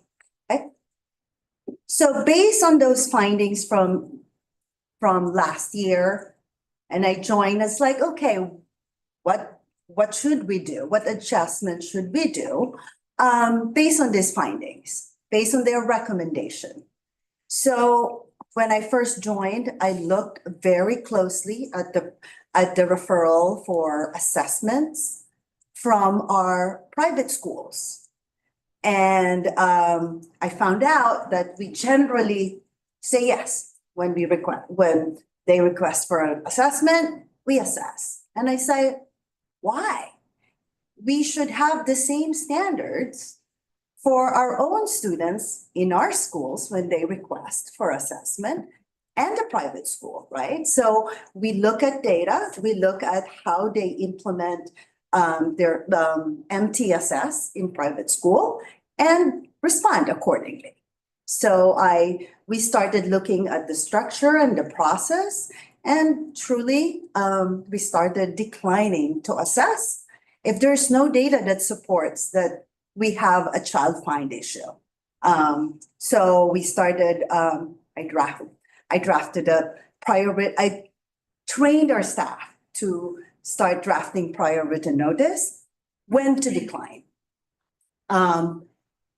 Second here, our psychologists I have started to expect our psychologists to assess for educationally related mental health services. In the past, those assessments are only done by our two mental health practitioners. And I said, you guys as psychologists are trained to do so, put that in your repertoire. And if needed, if appropriate, provide services. Just as a background, I came from San Francisco Unified School District, where our psychologist does the assessment for ERMs, okay? And then prior to any of our staff offering services, especially in a more restrictive setting, or even going down from more restrictive to least restrictive, I requested all our staff for two things, that we do that with a completed assessment, and that we consult, that they consult with me. I usually bring them with me. I have a sign up for our teachers and our psychologists to like just discuss the case, review the assessment report, and like look at how we done everything, right? So we do, we offer that every Tuesday. And then lastly, and this has been in place since August, we offer a bi-monthly training that's open to all our staff in person at Nesbit Elementary on Tuesdays and Thursdays. What are our ongoing challenges? You know, we continue, it's not as high as what I'm used to, but we still have a high number of contracted employees. Currently, we have around 27. Majority of them are in the paraeducator positions. I'm noticing that we have an increased referral for special education assessment within BRSSD. The third one here is the availability of tiered services across San Mateo County. And I'm talking about, you know, the services that I could go to in the county for, hey, I need this in terms of, do you have a space in your county program for our students who are not successful in our moderate to severe classes? Do you have an available visually impaired teacher for us? You know, a school for the deaf, like that kind. So that this is still being developed, and I spoke with the executive director of county, and it's like, what? And she asked me, what would you like to see? And I've shared with her, like, this is what I would love to see. Coming from a district where we were both a district and a county, and having that fluidity to have that services and not needing to send our kids to non-public school will be great. Because we want to keep them in our public school setting. And as I mentioned earlier, the parent, not just parent, but school request from private school request for assessment. Next. This is a flow chart that our teachers, our new teachers were trained during the new staff development, and all our other teachers are annually trained by our principal. So I just wanted to show you this in reference to the next slide. So we know that it exists. I didn't, you know. Next. So when I meant like, you know, referral prior to referral for assessment, we need to make sure that we look very closely that our students are not right away labeled, right? We need to make sure that they have access general education supports, that they have been given the chance to receive what we call a universal support in the general education, right? So I just wanted to clarify when I say as a referral for assessment, what did we want our teachers to do prior to assessment? In tier 1, when there's a concern, we need to make sure that preliminary data are collected and that each of our site have their own intervention team discussion of what they can do to support this kid right away, not wait for an assessment. So we want them to provide universal support for 6 to 8 weeks with data tracking. In tier 2, maybe after that 6 to 8 weeks, they have a data. They want to look at, hey, let's look at the intervention. Is it working? How can we refine the intervention? What strategic support can we provide this student? And do progress monitoring monthly. At the tier 3, this is when we now look at the efficacy of those intensified supports. example, maybe the student has received reading specialist, a pullout for 6 to 8 weeks and targeted to a specific strategy and has not shown results. And maybe this is when we say, hey, maybe it's time we assess for potentially this child has a specific learning disability. So we want to make sure that we have tried our best, that we have done everything possible. And I would like to add, this is not the last slide, but I just wanted to share some of these pictures that we collected. The first one is the animal assisted program that they bring, that our 5 teachers at Nesbitt brings. I think it happens every year. It's always like the children always loves it. So they bring some animals. This was in the fall. And then the second one this is our Sandpiper special education students and teachers. They are leading the PBIS cart every week at Sandpiper.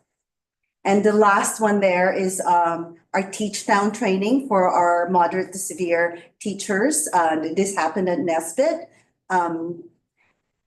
Teach Down is a curriculum that we brought in, that we started this January, specifically for our students with moderate to severe needs, to make sure that they are still accessing grade level standards.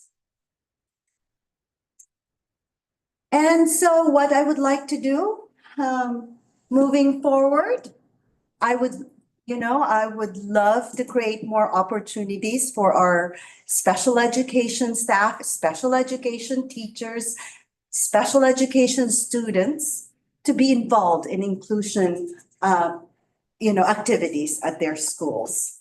I would like to continue and improve the professional development opportunities that we offer to all our staff. I would love to for our staff to attend. We would like to improve the referral process, continue to improve our referral process for private schools. We decline in those referrals and consistently implement the MTSS protocols across all our schools. And this is the end. Thank you. Thank Thank you so you. much. And questions. I had questions. Get in there. I always have questions. Forgive my ignorance. You had said that we want to decline to assess the child with private school assessments. Like I don't understand. Why we would not want a child. So not decline all, right? We would obviously will assess when we truly have a suspected disability. But what has happened in the past is the private school would say, request for an assessment, we're curious. But the kid is receiving A's and B's and accessing general education standard. But it's a private school? Yes, we have if the private school is located in Belmont-Redwood Shores, Belmont-Redwood Shores School District, as a district of location, has the responsibility for child find. So it's regardless of where they're being educated. Regardless of whether the students are residents of Belmont or whether they're even coming to the public schools.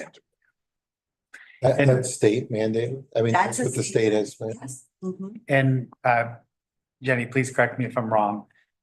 For private schools, for children with identified areas of need, sometimes private schools do not provide those services. Those students actually can come to the public school to receive those services. So we're the responsible agency. Am I correct? Yes, if they So if I'm a private school student, they go to a private school here and they qualify, they are eligible. And if they live within the Belmont-Redwood Shores boundary, we are obligated to offer an IEP to that family, to that student. And now the family can make a decision whether they would like to enroll into our public school or not. I'm gonna say, since we're doing it this way, let's just roll with asking questions that vital for each other's.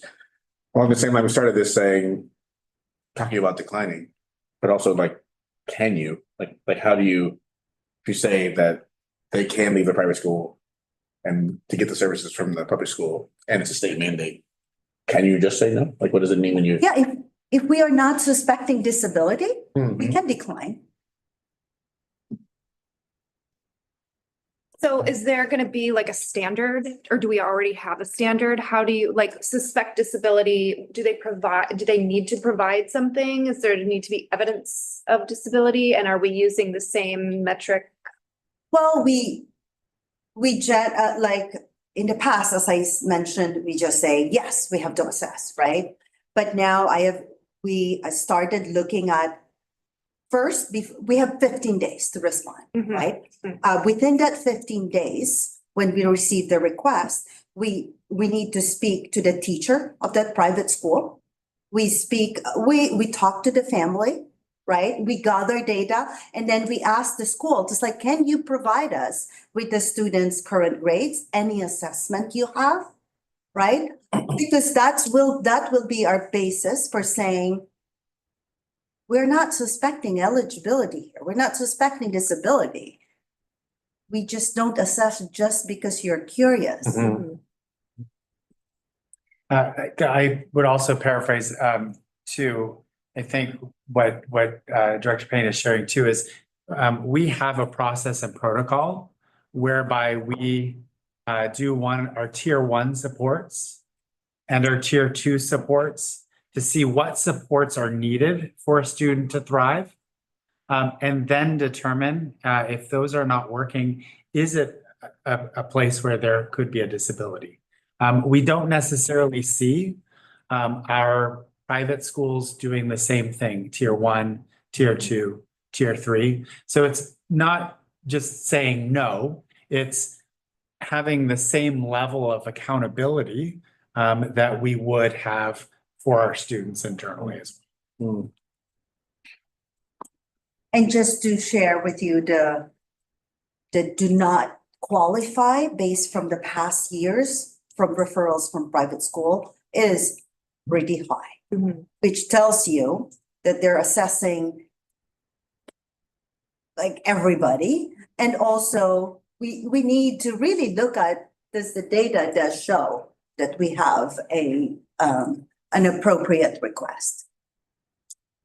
But to Trustee Dang's point, would it help us, or do you have something now that you're working on to go out with a standardized form, like a checklist to say, that it's not just a wish list, but to itemize their disability, since they don't probably have the tier 1 or tier 2 diligence in place?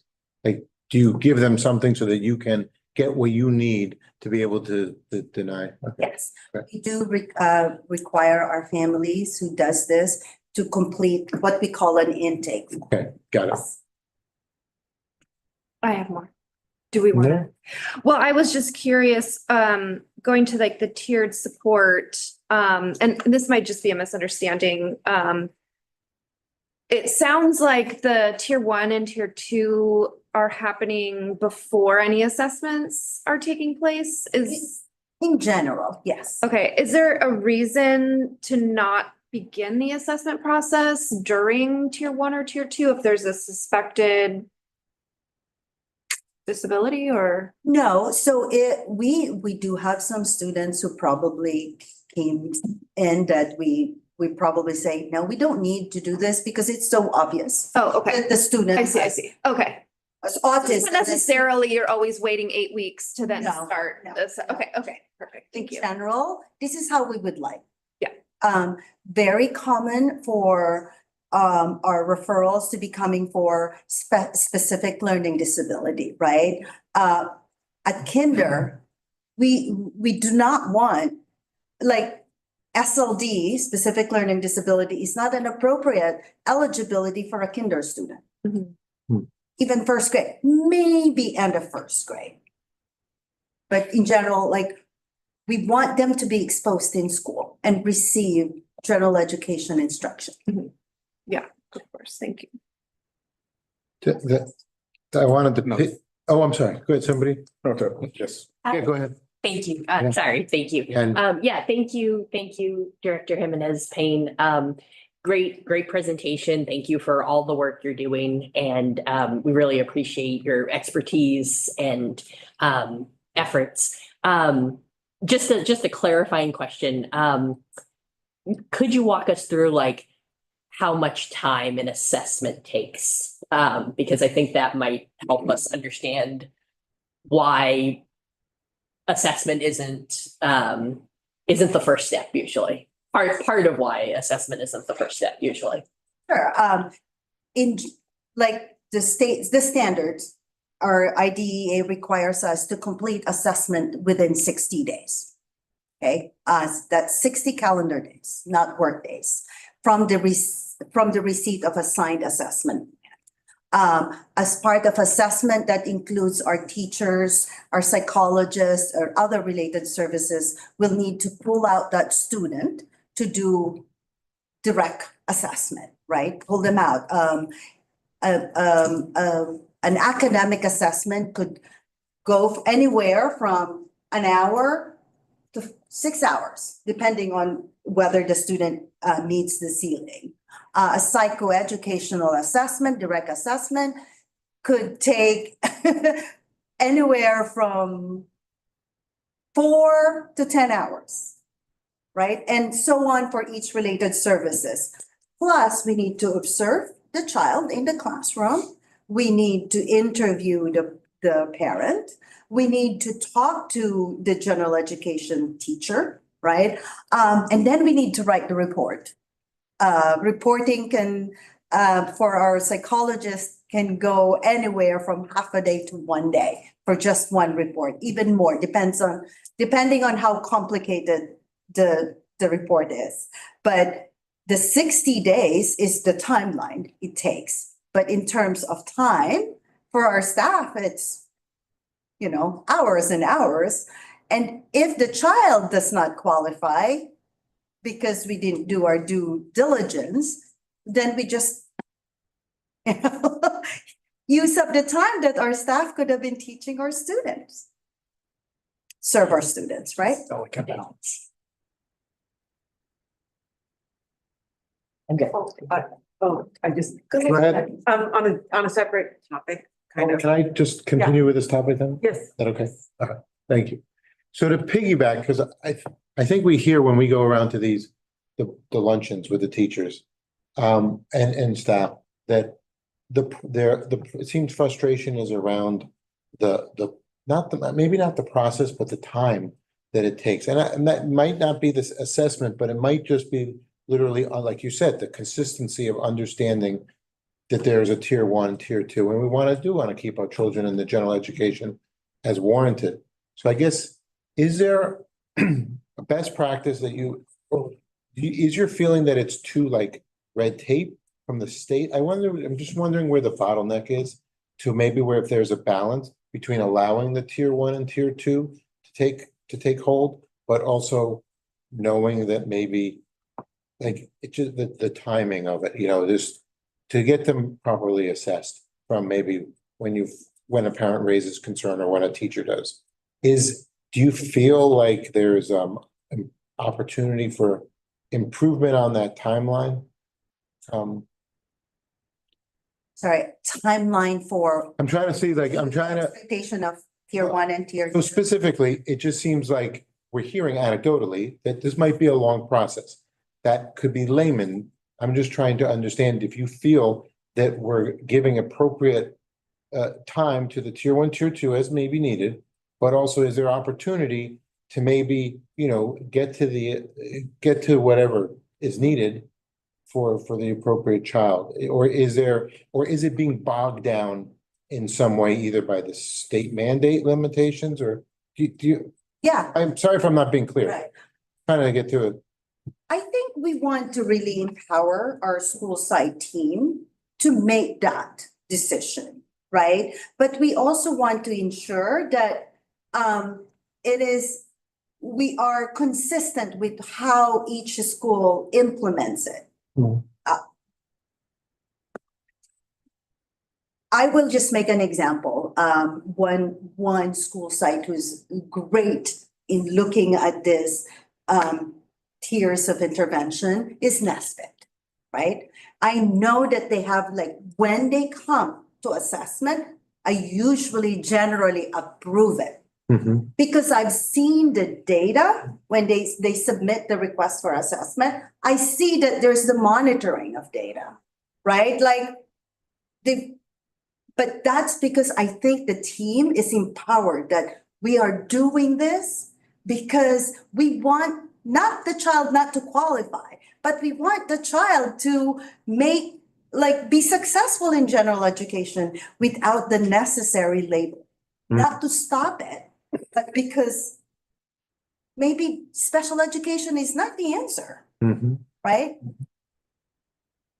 If I can point out, kind of a key word for me too in that tier one is universal supports. So when we look at our data, district-wide, I always roughly say 80-20.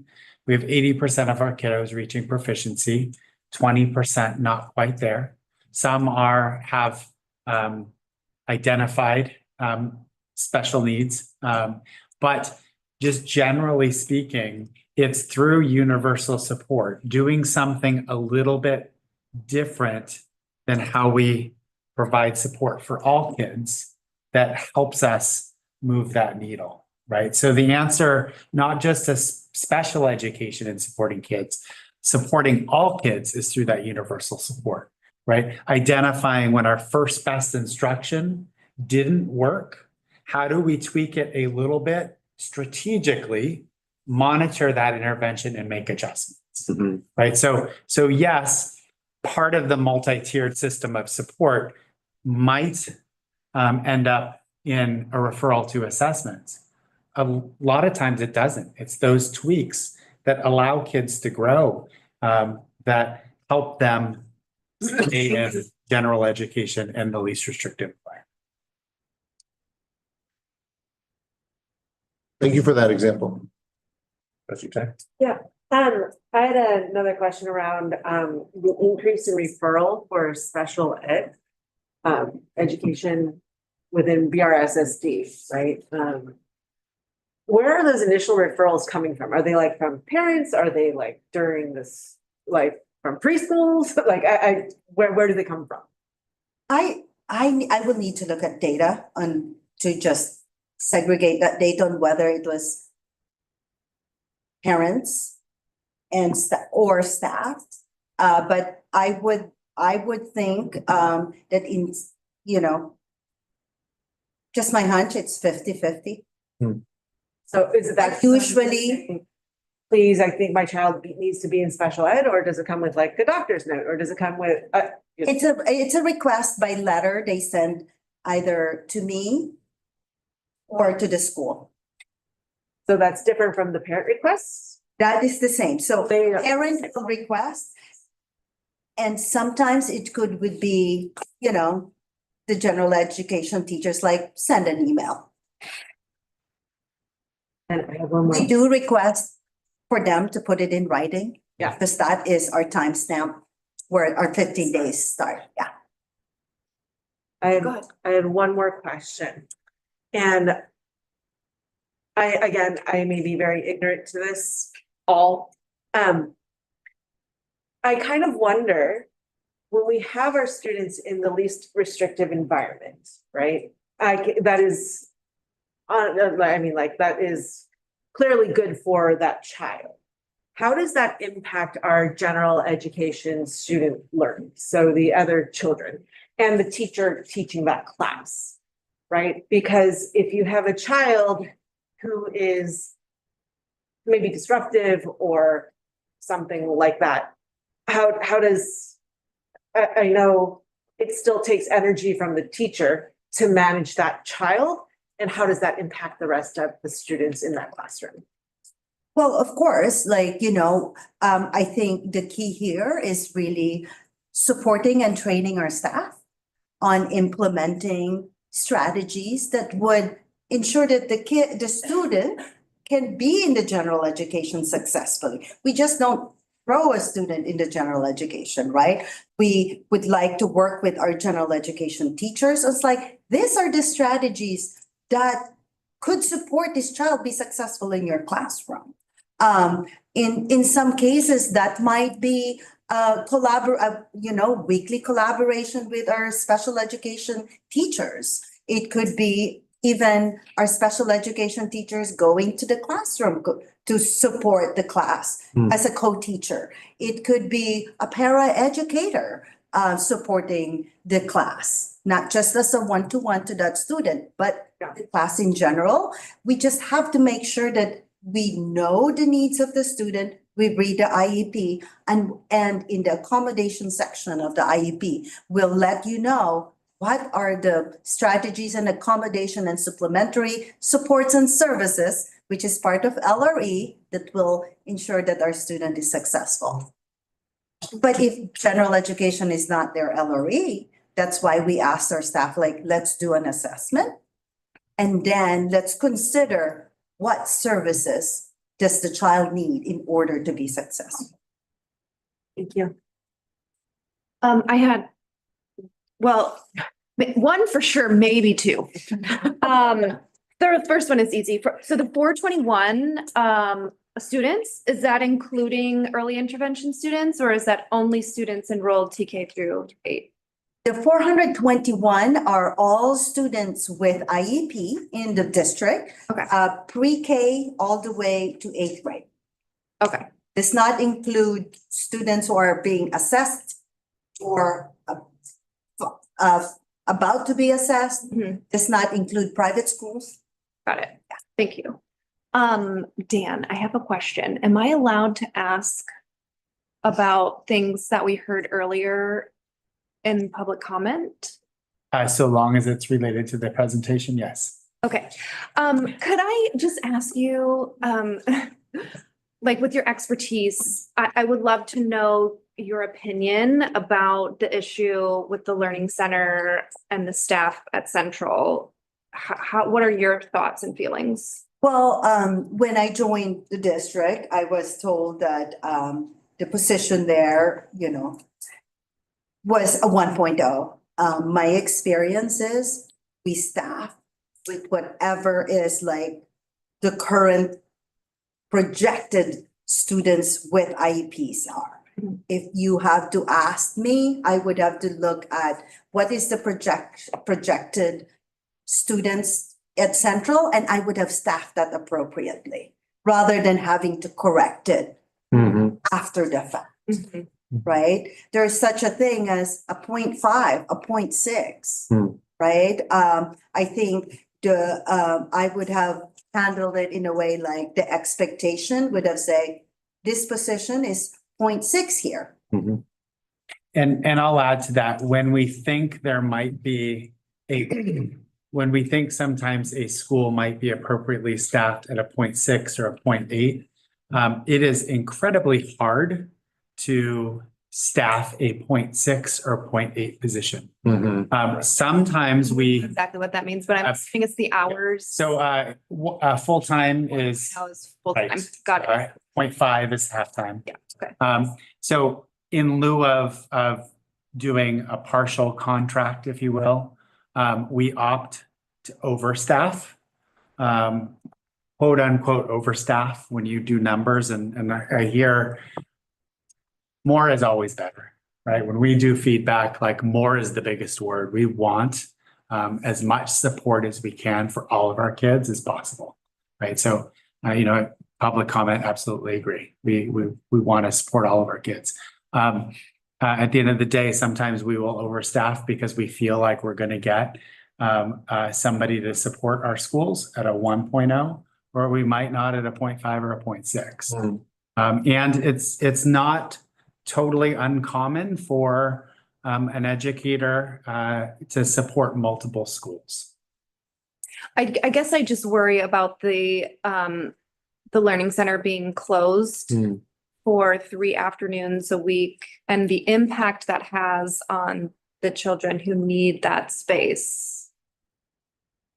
I don't know if this is the appropriate time to talk. Yeah, I can say contract and IEP really dictate the need for services.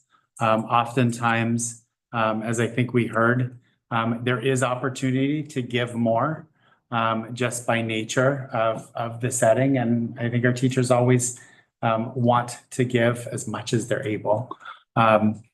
And I think sometimes we have to balance that out.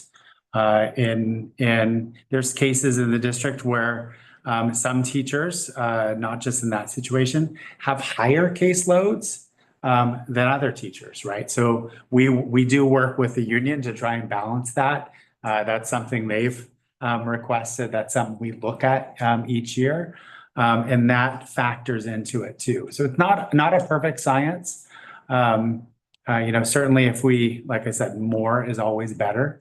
But we have to be able to support the identified caseloads and the identified services within an IEP or a 504 as needed. And Jenny does, and the staff, I will just say the staff always does their best to evaluate need and capacity and make adjustments accordingly. Yeah, so then I guess, so what happens with those kids who need to go, who have in their specific IEP or 504 plan that they're able to use the learning center and then the learning center is closed? I don't know the particulars, but within, and jump in here, Jenny, within any IEP, there's typically minutes or services provided, and those services typically can be provided when that individual is there.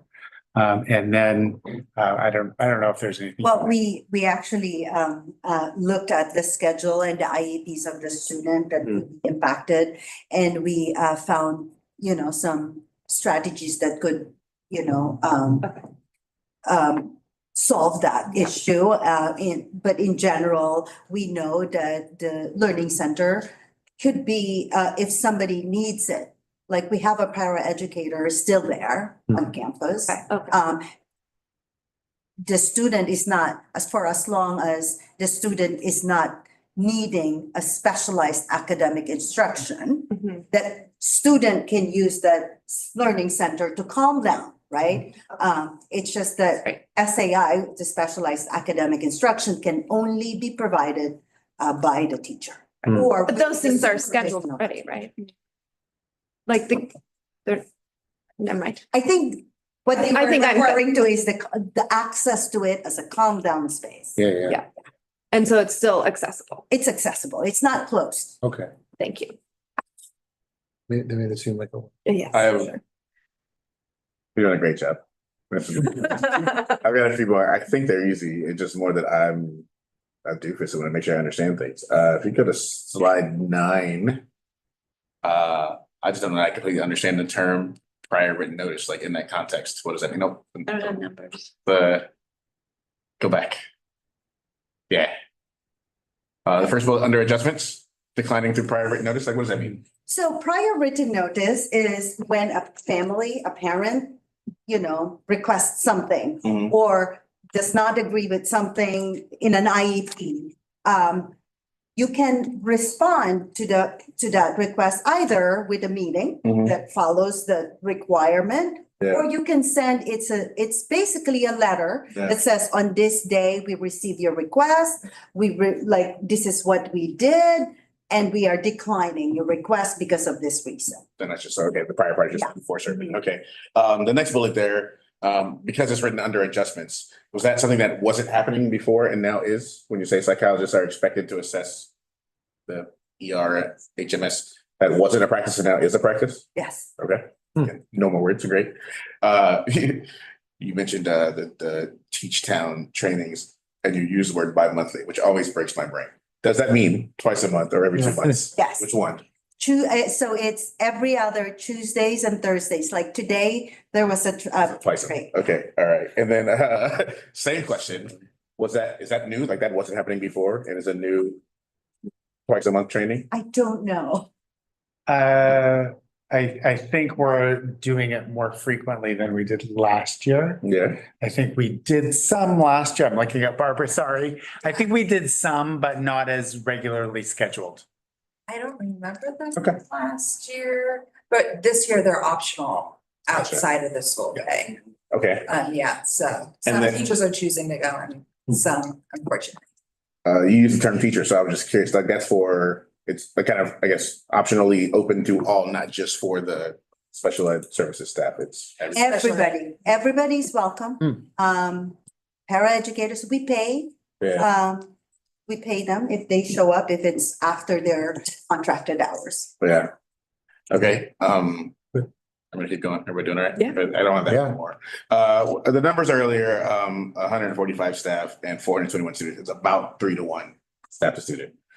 What's the range inside of that? Like, do you have people who are kind of dedicated to one and some who are actually serving 8? Like, what does that actually look like in practice? Sorry, the paraeducators? You said you have 421 students and 145 staff. Yeah, when I say, so remember, a student may receive multiple services, right? So when I say 145 staff, we have included in that are the teachers, the psychologists, the occupational therapist, the physical therapist. 81 of them are paraeducators. There we go. Right. Okay. So, and our special day class, our staff higher yeah. So kind of a wide spectrum in like what that Mhm. caseload workload looks like. Okay. Where's your biggest, like, actually in this slide, perfect, like, where's your biggest, like, as a director, where's your biggest kind of pain point in that group? Not that people are bad, but like, could you use more of or things like that? Just like if you were picking one of those things. I would, well, I would say I would love to have more district staff in the paraeducator. Yeah, gotcha. Yeah. Because it's better for us to work Sure. with our employees, right? Okay, yeah, those are mine. Any further questions? You hung in there well. I had. Oh, you do, sorry. Sorry. And again, thank you. We really appreciate you giving all of this, giving us all of this information. And we're very eager to learn more about it. One thing I was curious about was just related to the learning centers and keeping students in the least restricted environment.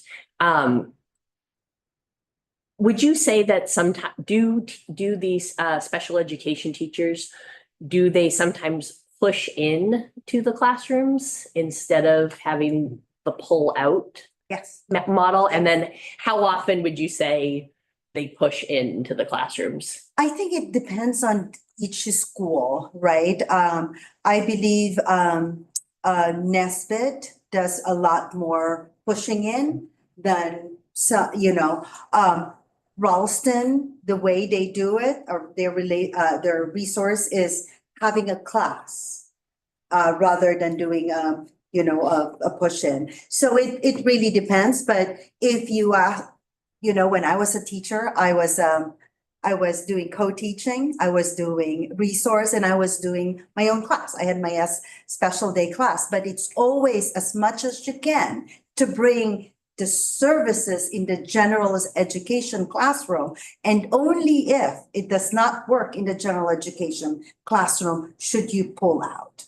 So majority should be, I would say, 77% of our students are in general education. I would say if you ask my recommendation, I would say it should be appropriate to that around higher percentage push in.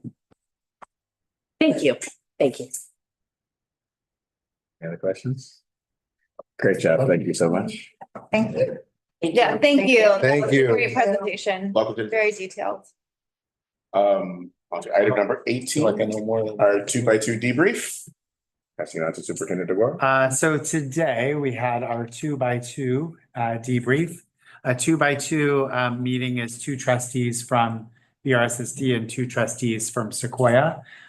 It was one of the new trustees from Sequoia, Mary Beth Thompson, and our former truly, Amy Koo, alongside of April and Jackie, trustee Northrop and President Bruno. And I'll just share the topics. We gave them an overview of our bond, our tranche 1 projects.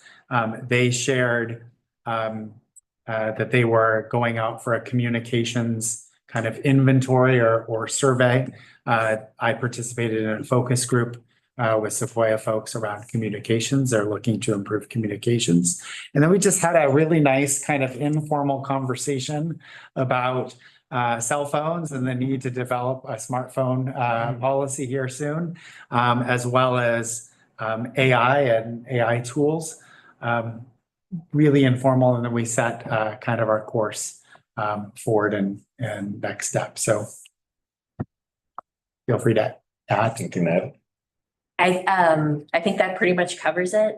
And then, yeah, for our other trustees, just, we generally meet with Sequoia 3 or 4 times a year. So if you have any thoughts of things that we should bring up with them in terms of, you know, having our students prepared for high school or things like that. Yeah, if you could let us know, and then we'll try to talk about it. Right. I mean, I guess the question, because I just don't even know, like, are we already looking at like by district, the students who are going into the high school district, are we looking at the districts they came from to see like this district with all their students were super prepared and did really well? Or whatever. Yes. So generally speaking, the vast majority of our kiddos filter into Carlmont. So we kind of look at, we can look at Carlmont's achievement rates and extrapolate it down. It's very similar to what we see here. And one of the things I was going to mention that I didn't, we're part of something called the Sequoia Collaborative with Stanford Sequoia Collaborative. And as part of that collaborative, we do work specifically with Sequoia. And one of the projects I'll give them full credit for is they've been looking to map how their elementary students track into high school, what courses they're taking, their success rate, their A to G rate, how many are on track for graduation across the order, the piece. We just had an intro to that last month. So I do expect some more coming out of that collaboration. You'll probably see some of it woven into our LCAP this year, I would guess. It's a really good collaboration. And I will say, I'll look at my notes, it's receiving the Stanford Community Partnership Award. The Stanford Sequoia Collaborative is one of 3 groups receiving that award. So we're excited about that. Yeah. So what elementary schools are they following? BRSSD or the same? No, all of the ones that feed into Sequoia. So Menlo Park's part of it, Ravens. That would be interesting. City, all of them. Like all the, I want, yeah. Yeah, we don't. It's gonna be public. There's public elements to that dashboard. I don't know that it's public yet. Wait, so sorry to interrupt you. Does that mean that, so they hadn't been doing this before? Oh. This is new. I won't say they haven't been. So students in our student information system,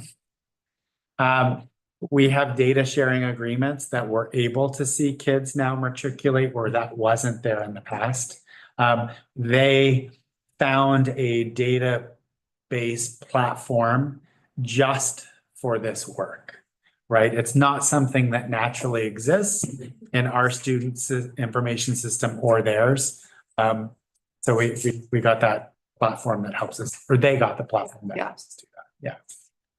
Can you share the communication? Is that, so when you say like, oh, what's on their minds? What are they grappling with? What are you, they're doing communication, like, is that, what is? Yeah, my understanding is within Sequoia, they identified communication as one of the areas that they wanted to grow. They have recently hired a PIO, Public Information Officer, who is working with CalSPRA, California School Public Relations, something like that, and NSPRA, the national as well. They are convening a study to see perceptions of communication, and will develop a report that'll make some recommendations to help Sequoia grow in their communications. And I was part of one of those focus groups. Externally with the community and parents, or internally as well with between teachers? Honestly, I don't know the scope. My hunch is yes. I was part of the external stakeholders. Got it. Okay, cool. Yeah. Questions? All right. Item number 19, 2025 delegate assembly vote. Passing it right back to Superintendent. There are 6 San Mateo County Region 5 California School Boards Association delegate assembly seats. So folks identified to represent our region with CSBA. Currently, there's 3 members whose term expires in March. So there's 3 seats to be filled, and there, lo and behold, are 3 candidates to fill those 3 seats. It is a formal vote that boards are asked to take. You can opt to vote for 1, 2, 3 of them at your discretion. Once you vote on whoever you vote for, Kirsten will record your vote and send it to CSBA. And the recommendation is that we vote for all 3. I always recommend that we support one another, and I think I only know one of 3, but I know our trustees across the board always do amazing in their jobs, so I would support all of them personally, but that is your decision. There we go. This is an item for discussion. Thing to discuss. Not really. Okay, looking for a motion to vote for these 3 delegates. A second. Second. The passion. All in favor, say aye. Aye. Are there any nays? Seeing as there are none, item 19 is approved. You're on to item number 20, future board meeting agenda items. In terms of standard agenda item meetings coming up, the board can look forward to in March. School highlights will be Nesbit. CBO Matsumoto will be presenting the 2nd interim budget. We'll likely do a bond update. You'll see quite a few bond updates. We'll just give you updates on how things are going. Ed services focus on SEL, social emotional learning, as well as EL. Likely more of a focus on EL over the social emotional side. In April, we will welcome Central. HR typically has quite a bit in April. They'll be looking at waivers and declarations of need. Fingers crossed, we have our other 2x2x2, which is BRSSD trustees, Redwood City council members, and Belmont council members. It's been a challenge to get both cities at the table at the same time. We've talked about doing us and each city. That said, I think part of the collaboration there is understanding what each city does to support the district and having those collaborations jointly. So we're gonna push for that. If we need to separate, we'll consider that, but fingers crossed we get that to take place. Then looking forward to the next CSBA March board policy update. Same kind of pattern, first read, second read, and we go from there. Question, Dan, and I don't know what our calendar generally looks like in terms of our agenda, but would we ever have a time when, or can we have a agenda item at some point in the near future around our academics and just like our academics programs, what's going on with our math and reading, science, all of those components? I'm just. Yeah, certainly. And I think a lot of times we do those in the fall because that's when the SBAC assessment data is released. But we can definitely work to prioritize that. Yes. Thank you. Other items? Okay, on that note. I have- Did you adjourn? No, I didn't. Oh. Question? I'm